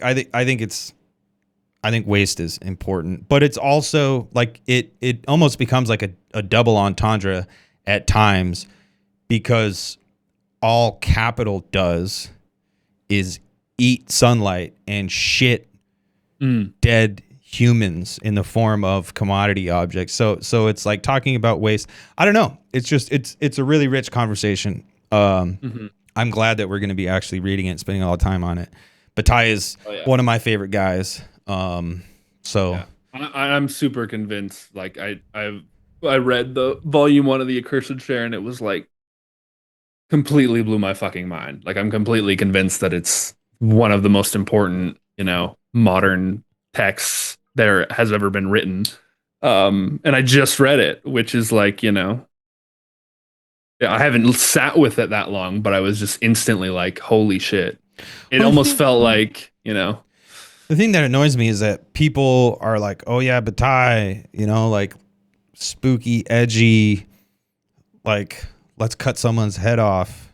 Like people only like the edgy shit with Bataille and like his edgy fiction and shit. And it's like, no, dude, the general economy, the solar economy, is where it's at, dude. Like that's what we should be reading and celebrating when we talk about Bataille, not blood, shit, and sex. Not what was he getting into with that shit? Because you've read a lot of that other shit, right? So like, what do you think that there's besides the Accursed Share? Do you think that there's like outside of those volumes? Do you think that there's stuff in Bataille that's worthwhile? Yeah, I do. I think, but it's only. No, I would say read. I don't know. There's probably better shit that you could read. I would probably recommend read Lacan, because a lot of it has to do with like subjectivity and the psychological animal, like the way our psyche works, with a lot of the like the Ling Chi stuff and all the weird shit and the perverse shit and the erotism. And I think it's interesting. And I think if you are comfortable with Zizek or Todd McGowan, or you go straight to Lacan, or probably even Freud, like, yeah, if you're comfortable with that, then go read Erotism and Death. Because I think it's interesting, and it adds to that, like it adds on to an understanding of like the Lacanian subject.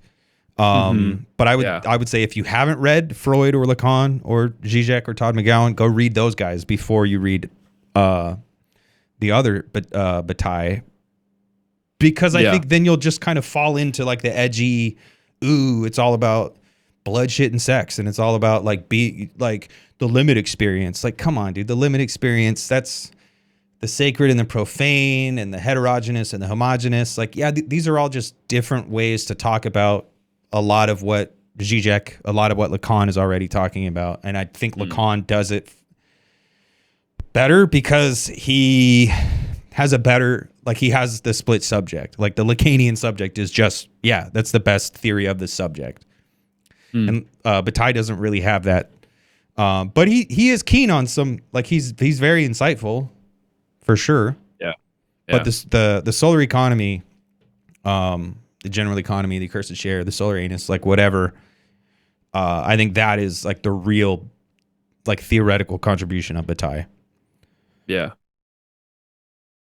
Yeah, I'm excited. Yeah. Cool. Power. Did we finish talking about power? And no. like this ethical, like the moment of, Yeah, I think about when it comes to survival, it's like I think like if the world demands that we are bad to survive in it, like the question, maybe this is the ethical question, is like at what point should we just give up on our principles and survive, or like how much should we hold on to them? You know what I mean? Because like if you're too principled, you will just die for anything that contradicts what you've just, if everything is a principle for you, you will just have to kill yourself, really. You know? So it's like choosing what your principles are. I think this is like the tricky ethical question, and choosing when they apply and when they don't. You know, is it I've been thinking about that because I'm like, I've just seen so many people in recent history, just so many movements and different ideas, because they can't keep up with the economy and the churn, in your terms, like because they can't adapt to neoliberalism. They can't adapt to the scenario we're in. Like punk died. So many leftist revolutionary, like utopian movements have died. And I think a large part of it is because they can't adapt with this fucking churn. They can't stay with the way the economy is. So it's just something I've been thinking about. Is an ethics of universal lack, like is like saying universal lack is what defines me, and living up to that universal lack is what completes me as a human. And to, like, I guess what I mean by saying like universal lack is what completes me is just that I'm this socially constituted being. Like I exist. I am imperfect. I am flawed. I am nothing in isolation. Like I am necessarily dependent on the world and the others within the world to like make my life worth living. And they are also lacking. So like universal lack is just this, like, we are all in this boat together, and we all have a duty to each other. I can't honor myself before honoring you. Like, is that enough to like build an ethical structure that I could say, yeah, I will stand on this principle. And now that means that every encounter is going to be singular. Like you can't formalize it. You can't have like the categorical imperative. You can't say like, in situation A, you must always do B. In situation X, you must always do Y. Like the thing is, like, in situation X, you must always do what is fitting to situation X, and it goes on infinitely. Like, is that an ethical framework? Is it naive to say I don't want to, if we can't figure it out, then I don't want to live? Right. Is that naive? Well, no, I don't think it's naive. I think that's realist. That's entirely realist, because you're saying like, I'm okay with the consequences, whatever comes. Like if we can't live in a world that's human, then I don't want to live. You know, I think that's where we have to be. Otherwise, there is no point. Otherwise, we're already dead.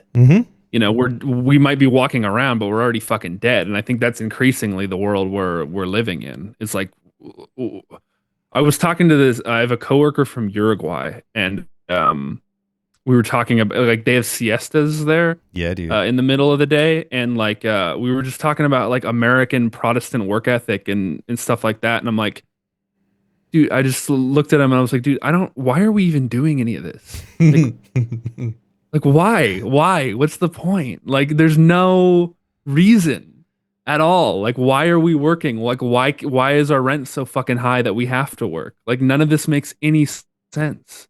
It's not real, you know? So but I think like the world is, and we do have to get to that point, and this is why both Marcuse and Zizek have kind of similar ideas, that the connection is right there when it comes to, in Marcuse, the Great Refusal, and when it comes to Zizek in I Would Prefer Not To. Bartleby. I think they're very similar in that way, and I think what I don't know is like, what the fuck does that look like? Like, how do we actually live that? I have no idea. Like, I don't really know. Like, I know in that one instance or another, I think that person's kind of doing it, and then this person's definitely not. But like, how does that scale up? Is it possible to scale up, or would scaling up be to instrumentalize it, to enclose it, to make it something that is unrecognizable from the perspective of the ethic that we wanted in the first place, you know? Yeah, dude. I don't know. I think we have to assume there's enough space in the world. Like, people say like this town ain't big enough for the two of us. And like that always winds up being the justification for why I'm going to go kill the guy at the duel at noon. I challenge you to guns at noon or whatever. Like, yeah, we have to create a world where there is enough room in the town for everybody. But we can't do that. Like we have to somehow affect global change. And I don't think we can affect. I don't think there's any way for us to affect global. Like I think we kind of have to wait this one out. Like I feel like we flicked the dominoes and now they're starting to fall over, and they're making the giant picture. Or we're walking on the top of the hill and we accidentally stumbled and started an avalanche, and we missed our opportunity to go and catch the boulder. And now it's picked up so much momentum that we can't stop it. So we just have to allow it to happen. And then once it's done, then we go in and rearrange. Yeah. And I think like this is another thing I've said about Trump, is like when people complain about Trump, I'm like, it's too late for these complaints. This list of complaints you have about him, like, it's way too late. Like, we already created a system in which we're voting based on charisma and vibes. Like, and that's, so it's too, and you were doing it for Obama. Yep. Obama is all charisma and vibes. So like, it's way too late to complain about Trump. You know what I mean? In that sense. So it's like the in that respect too, like the dominoes are already fucking falling. We needed to go back a long time. So to fix any of this shit, and that's politics is just an example. Yeah. Yeah. So and then there's going to be people, or there already are people, like I'll express the way I feel, and they'll say like, well, you can't do that. You don't have a get out of jail free card. You can't run from the world. You can't retreat from the world. You have to be in the world, and the world demands political action. And I'm like, okay, like I agree with you, but what political action? Oh, what? Yeah. Yeah. Yeah. The world is screaming for action. It is, but it's not, no one's in a position to do anything. The people who are in positions to do anything aren't going to. Yeah. Like, but even Peter Thiel, can Peter Thiel really do anything? Like, I don't think so, dude. I don't think he can, like, as one person, I don't even, no matter how many billions he has, can he really, I think he would have to organize all of the billionaires in the world together, and that's not going to happen. Yeah. To, and, you know, because they all have different interests. They're all in competition with each other. Yeah. Well, I think it goes all the way down to like our baseline understanding of what it means to be a modern human. And we're trapped inside that just the same as guys like Peter Thiel and Elon Musk are like we view ourselves in this context, and we have to try to do something to change that context. And that's, I think, all we can do, like recontextualize what it means to be a human, what it means to be a subject. And I don't think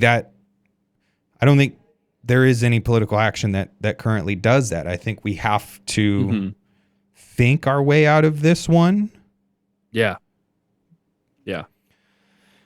But I don't know. Yeah, and I guess it's just a matter of thinking our way out of it, but like thinking differently, making ourselves, I don't like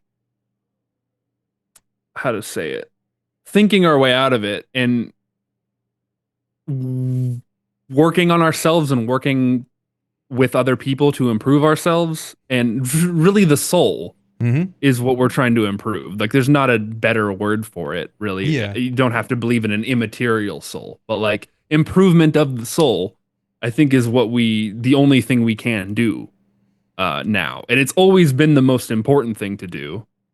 And I think it's all we can do now. So we might as well just do that to the utmost, because then we create a scenario where hopefully there are enough improved souls that when there is action to be done, then it can be done.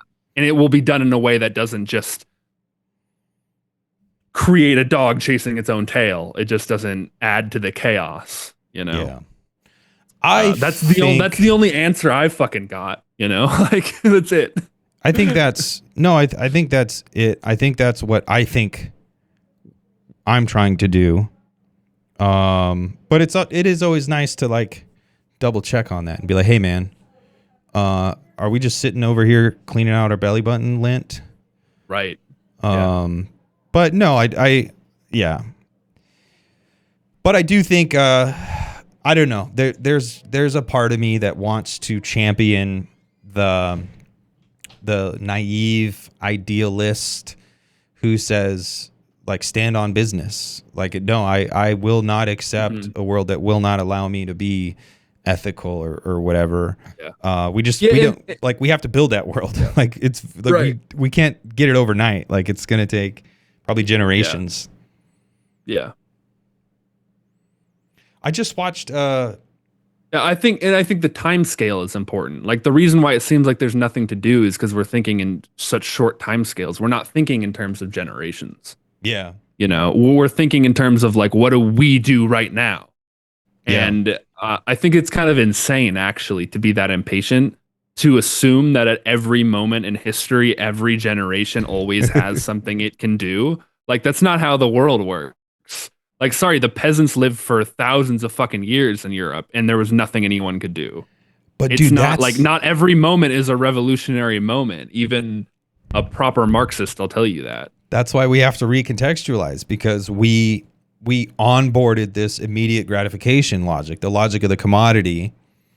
This is the immediate solution to the problem before me. That's very Todd McGowan and Capitalism and Desire. Yeah. Yeah. So we have to break ourselves of that fantasy of seeing that kind of return on our investment. Or maybe even just forget about the idea of investment and return and start thinking about like waste. I have to expose myself to risk. I have to be willing to waste in this way. Yeah. Dude, that's why in my the most recent thing I put on Substack was about the accursed share. Yeah, dude. And I was like, dude, you've heard about, I say it like towards the end, I'm like, you've heard about effective altruism, and then you've heard about effective accelerationism. Let's do effective decadence. Yeah, dude. Let's do that. Let's like accumulate money from the fucking bullshit corporate system just so we can spend it on sheer bourgeois waste. You know, like let's take a 7-hour tour on a desert island. Let's fucking let's eat Dubai chocolate. But only if that makes you happy. Only if you want to. Yeah, don't do it so you can put it on Instagram. Do it because it genuinely brings you joy and edification. And dude, and that's precisely why you just said put it on Instagram in order to do that. That's precisely why Peter Thiel is fucking nuts. Because he read Girard about fucking mimesis and competitive rivalry and was like, I'm gonna invest in a machine for that very purpose of just competition and mimesis. That's what Facebook is, essentially. You know? Yeah. And that's why he's like, okay, if you take Girard seriously, you think that in accelerating that is going to bring about the apocalypse, you know? Yeah. And so that's that's why I'm like the myopia is just stunning, you know? But anyway, I didn't mean to bring up Girard again, but. Well, I just like, I do wonder, I do think about these rich guys a lot. And I just wonder, like, are they real, or are they just like figments of my no? They are shocking. I think they're fucking all stupid. I just think they're all fucking stupid, like really dumb. And I don't think they're I think they're stupid in the sense of like stupor. Yeah, right? In the sense of like you've got yourself in, like they're not like retard. Like they're no. You know? Yeah. But they're all myopia. They're all short-sighted. They're all they lack critical distance. They think they are all the greatest thing since sliced cheese. Like they all just think like, I am God, and whoever I don't like is the Antichrist. Like all of them, every single one of them. So, yeah. Avatar, dude. We've been talking about Avatar for, at this point, like a couple weeks. Are you and Mikey, or? Yeah. And we brought up, I want to see the new one. I want to watch. I haven't seen it yet. I've heard that's where Mikey is right now. He might be done. No way. Dude, I like them. I like the Avatar movies. I enjoy them. I'm not gonna like even beat around the bush about it. I think what's weird, like you brought up how the you and Mikey were both talking about how they're not like gonna be beloved in the same way that Star Wars is, and I think that's absolutely true. But I think the reason is because they're fucking CGI. Like they're not real. Their faces, like no matter how well you get that fucking motion capture, it's still not a real person. It's too uncanny. You know? So you just can't relate with it. I'm sorry, in the way that you can with a fucking Luke Skywalker or, you know, Han Solo. I think, but I don't think so. I think the kids are okay with that.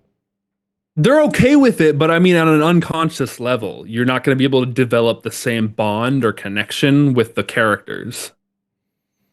Well, but I think, but I don't think that's Avatar's. Maybe that's not the real problem. Like maybe the problem is that we're like mechanizing the unconscious to the point where we don't have that unconscious connection with anything anymore. But isn't that because things are written so fucking poorly? Like because yeah.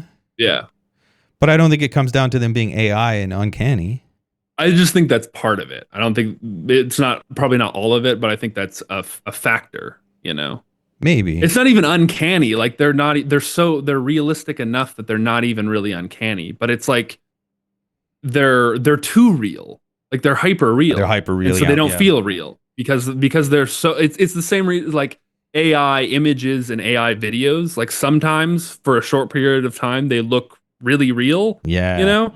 But like they're too real. They're too good. It's like HD. It's like they're too clear. Dude, you know? that like I think that's what I'm trying to get at. Yeah. with digital photography, we went through a phase of that, gosh, maybe 10 or 15 years ago at this point, where digital photography got to the hyper real level. And it became, it was like it was a moment, and it changed people's relation to taking photos, and it changed people's relation to consuming photos. And Instagram was the cause of it, because people were editing for Instagram. Like, people were no longer taking photos to be hung in homes or to be put up on billboards or whatever. Like, people were taking photos for Instagram, and that hyper real style blew up on Instagram. It totally changed the world of photography, to the point where I love photography, but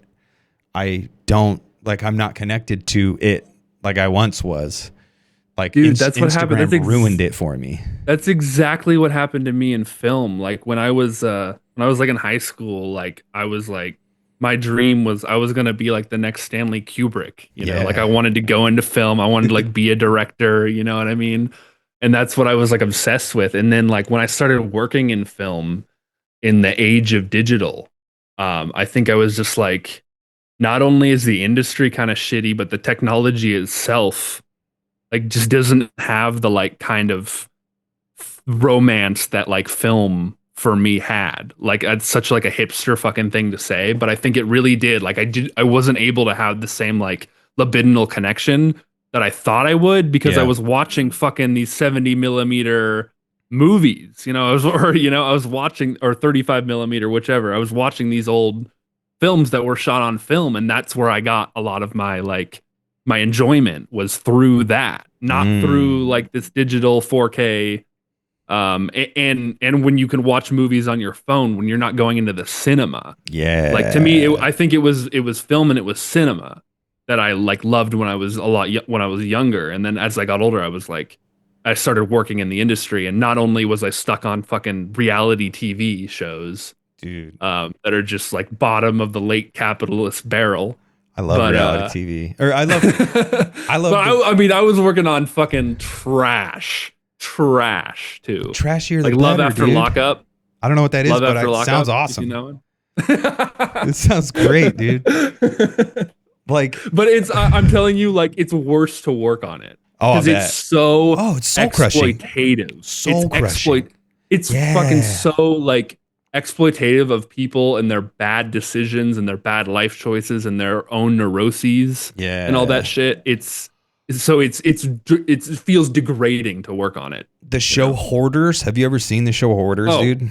Yeah. I watched one episode of that motherfucker, and I was like, oh my God. And I need to go back and write that piece, because I was upset, dude. I was like, oh my God, this is horrible. And like, how demented is this, dude?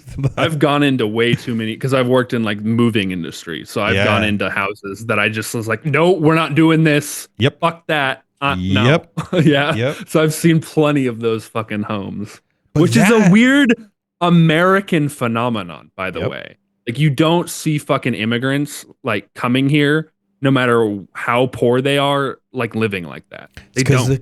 The commodity gets into your fucking brain, and like, it does. America is nothing if not just the pure essence of capital. Like, America was invented, or was, I don't know, fucking declared independent or whatever, right around all the confluence of all these other forces that account for capitalism. So modernity and industrialization and capital and America, like, it's all the same thing. So America is just capitalism. And like, we are subjectivized as capitalist subjects. And so we, like, the logic of the commodity gets into our fucking bones. And like, you see people who are suffering from this weird dysfunction, but they're doing exactly what capitalism asks them to do, and they're doing it better. So from the perspective of capital, we're the dysfunctional ones.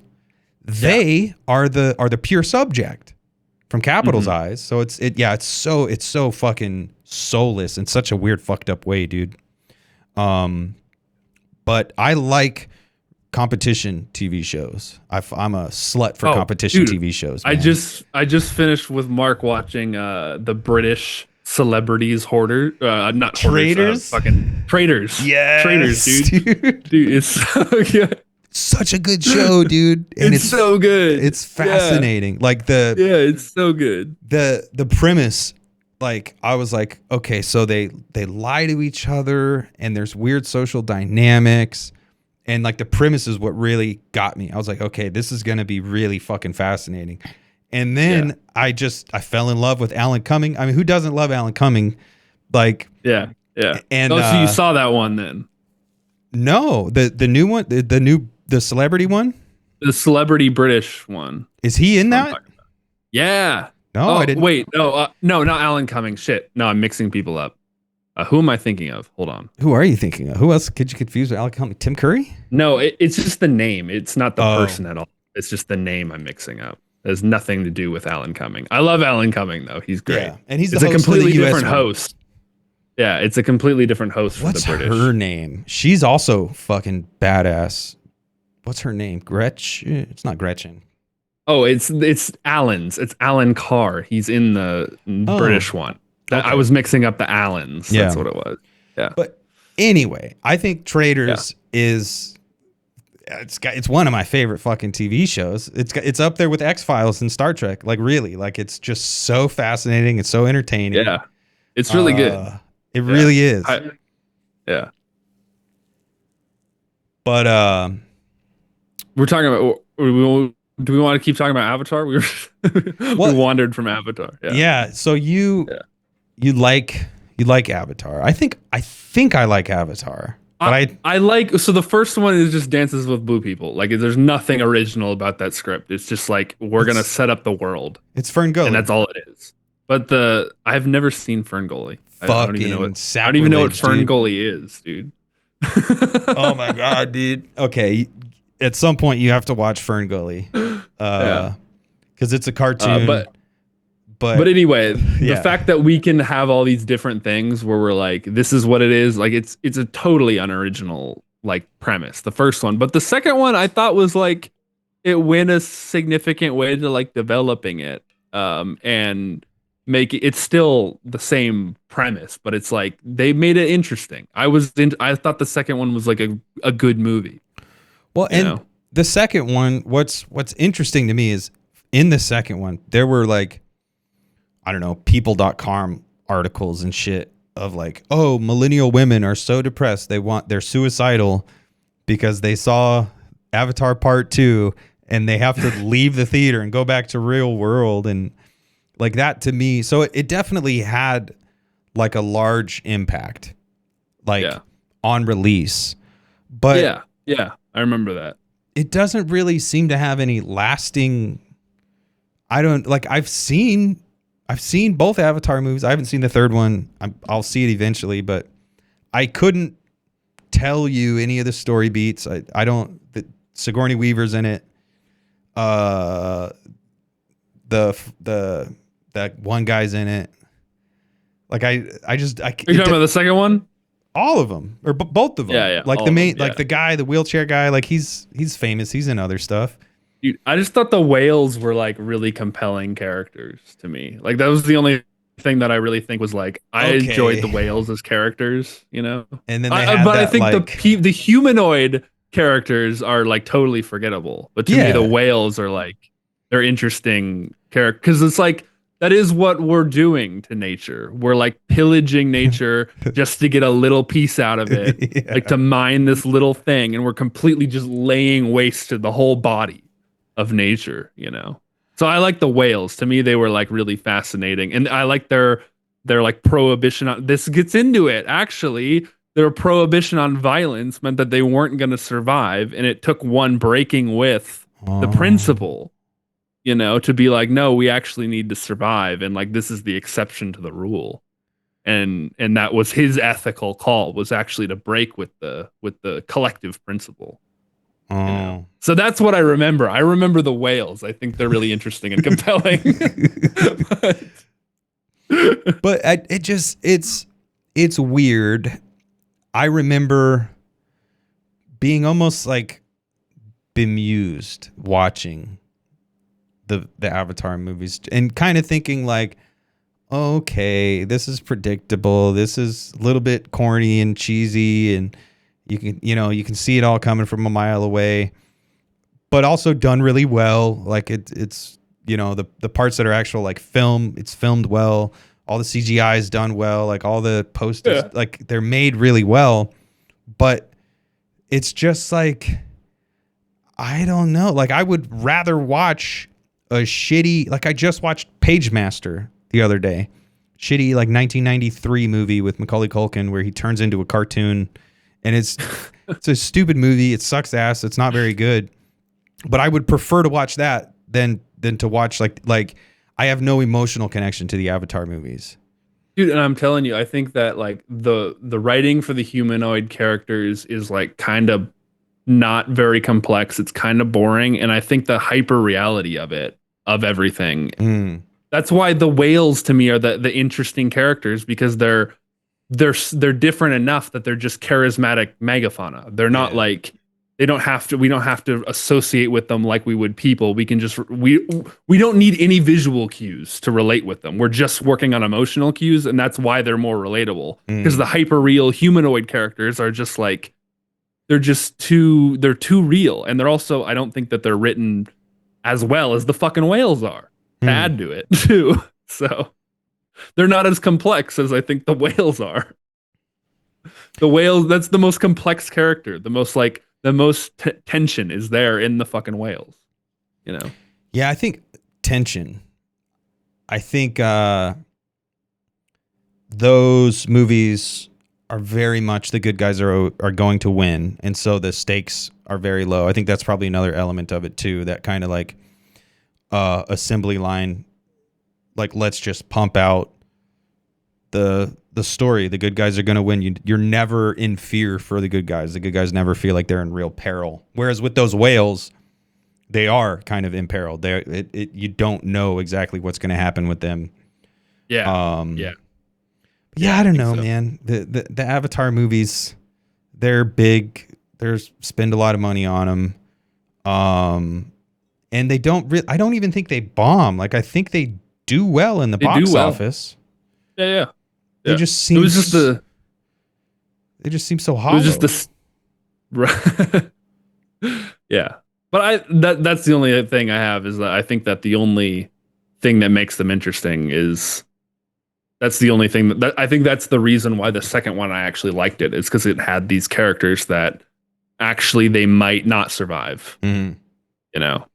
And they're actually interesting, and they're actually complex, because the whole dynamic of like we've prohibited, like they've socially prohibited any violence, and then the one character has to like break with them and gets exiled. Like that's it's the most interesting storyline of it's actually the interesting storyline.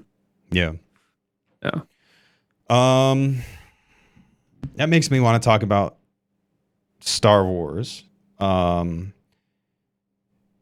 I also kind of don't want to get into it, because I feel like all the discourse around Star Wars is just fucking annoying. Like the people who talk about Star Wars annoy me. Because they're all like, oh, Star Wars went woke, and then now they went broke. And I just don't really give a shit. I don't think it has anything to do with being woke. I think it has everything to do with the fact that Disney is just trying to do the assembly line method of like cranking out properties, and people got fatigued. And the writing was just shit. Like I think the writing in the new Star Wars movies was shit.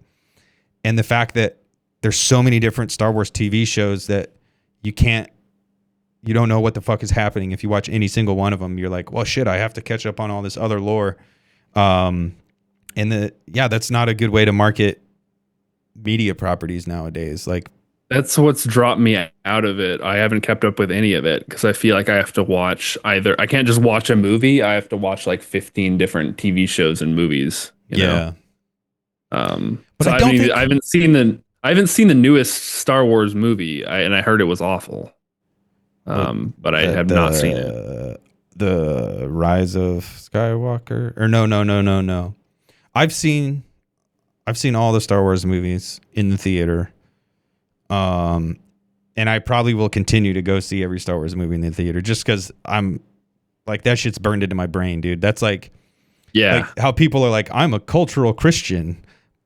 Like, yeah, I'm a cultural Star Wars fucking fan, dude. But yeah, the show's got too much. But I don't think it had anything to do with woke. And like, that's what pisses me off about all the discourse surrounding Star Wars is that, and Marvel. Is that what everyone's saying? Yeah. So like Star Wars and Marvel, everybody's like, oh, they went woke and that's what killed them. And it's like, no, it's not. It wasn't them going woke. It was the fact that they were cranking out something new every 20 minutes and you had to keep up with so much shit and people just got fatigued. People got tired. And the quality dropped off too. They instead of letting an artist or a small group of artists actually say something and express themselves artistically, they were like, well, let's just fucking put this into ChatGPT and have them write a fucking Marvel script and shit this out and have them writ a Star Wars script and shit this out. So the quality fell off. Too many cooks and one of them is ChatGPT. Yeah. But it is weird because it does feel like, I don't know, media properties, cultural artifacts, just none of them have the same power that they used to have. And I feel like properties such as Star Wars or Marvel, or Transformers or like Ninja Turtles or anything, like I feel like the thing that gets people animated now is like influencers and celebrities and not stories and not actual like works of art, but actual like, well, you don't want to lose yourself in a story. Like you want to find yourself reflected back to yourself every moment of every fucking day. Yeah. Right. You don't want to be swept up in something to where you forget about your own fucking personal profile and self-image for 5 seconds. Yeah. You know? Is that like, I don't know. I feel like a lot of people are very critical of pop culture, but they're critical from a reactionary position. And they ultimately, like all their criticism ultimately comes down to woke. I feel like if you just look at it, like the answer is never woke. Like the answer is always this. It's always this kind of like economic operation going on, the psychological operations going on, our libidinal fucking economy, like how the commodity is manipulating us. Like the answer is always ultimately capital, not woke. But capital does woke better than anybody else. Yeah. So It outwokes woke and then sells it back to you. Sorry, yeah. I actually have to go. I did not realize what time it was. Fuck. So it's already 4 over here. So you have the same time as me right now, don't you? Nope. Fuck Arizona. Oh, no. We don't change. Everyone else does. That's what it is. So what time is it there? It's fucking 3? 5. Oh, it's 5. Yeah. Okay. Totally confused. But anyway, I should probably go. All right, dude. But yeah, this was fun. And looking forward to doing this again with Mikey too. Fuck yeah. I'm going to stop recording. Peace out, internet. Yeah. Bye, internet.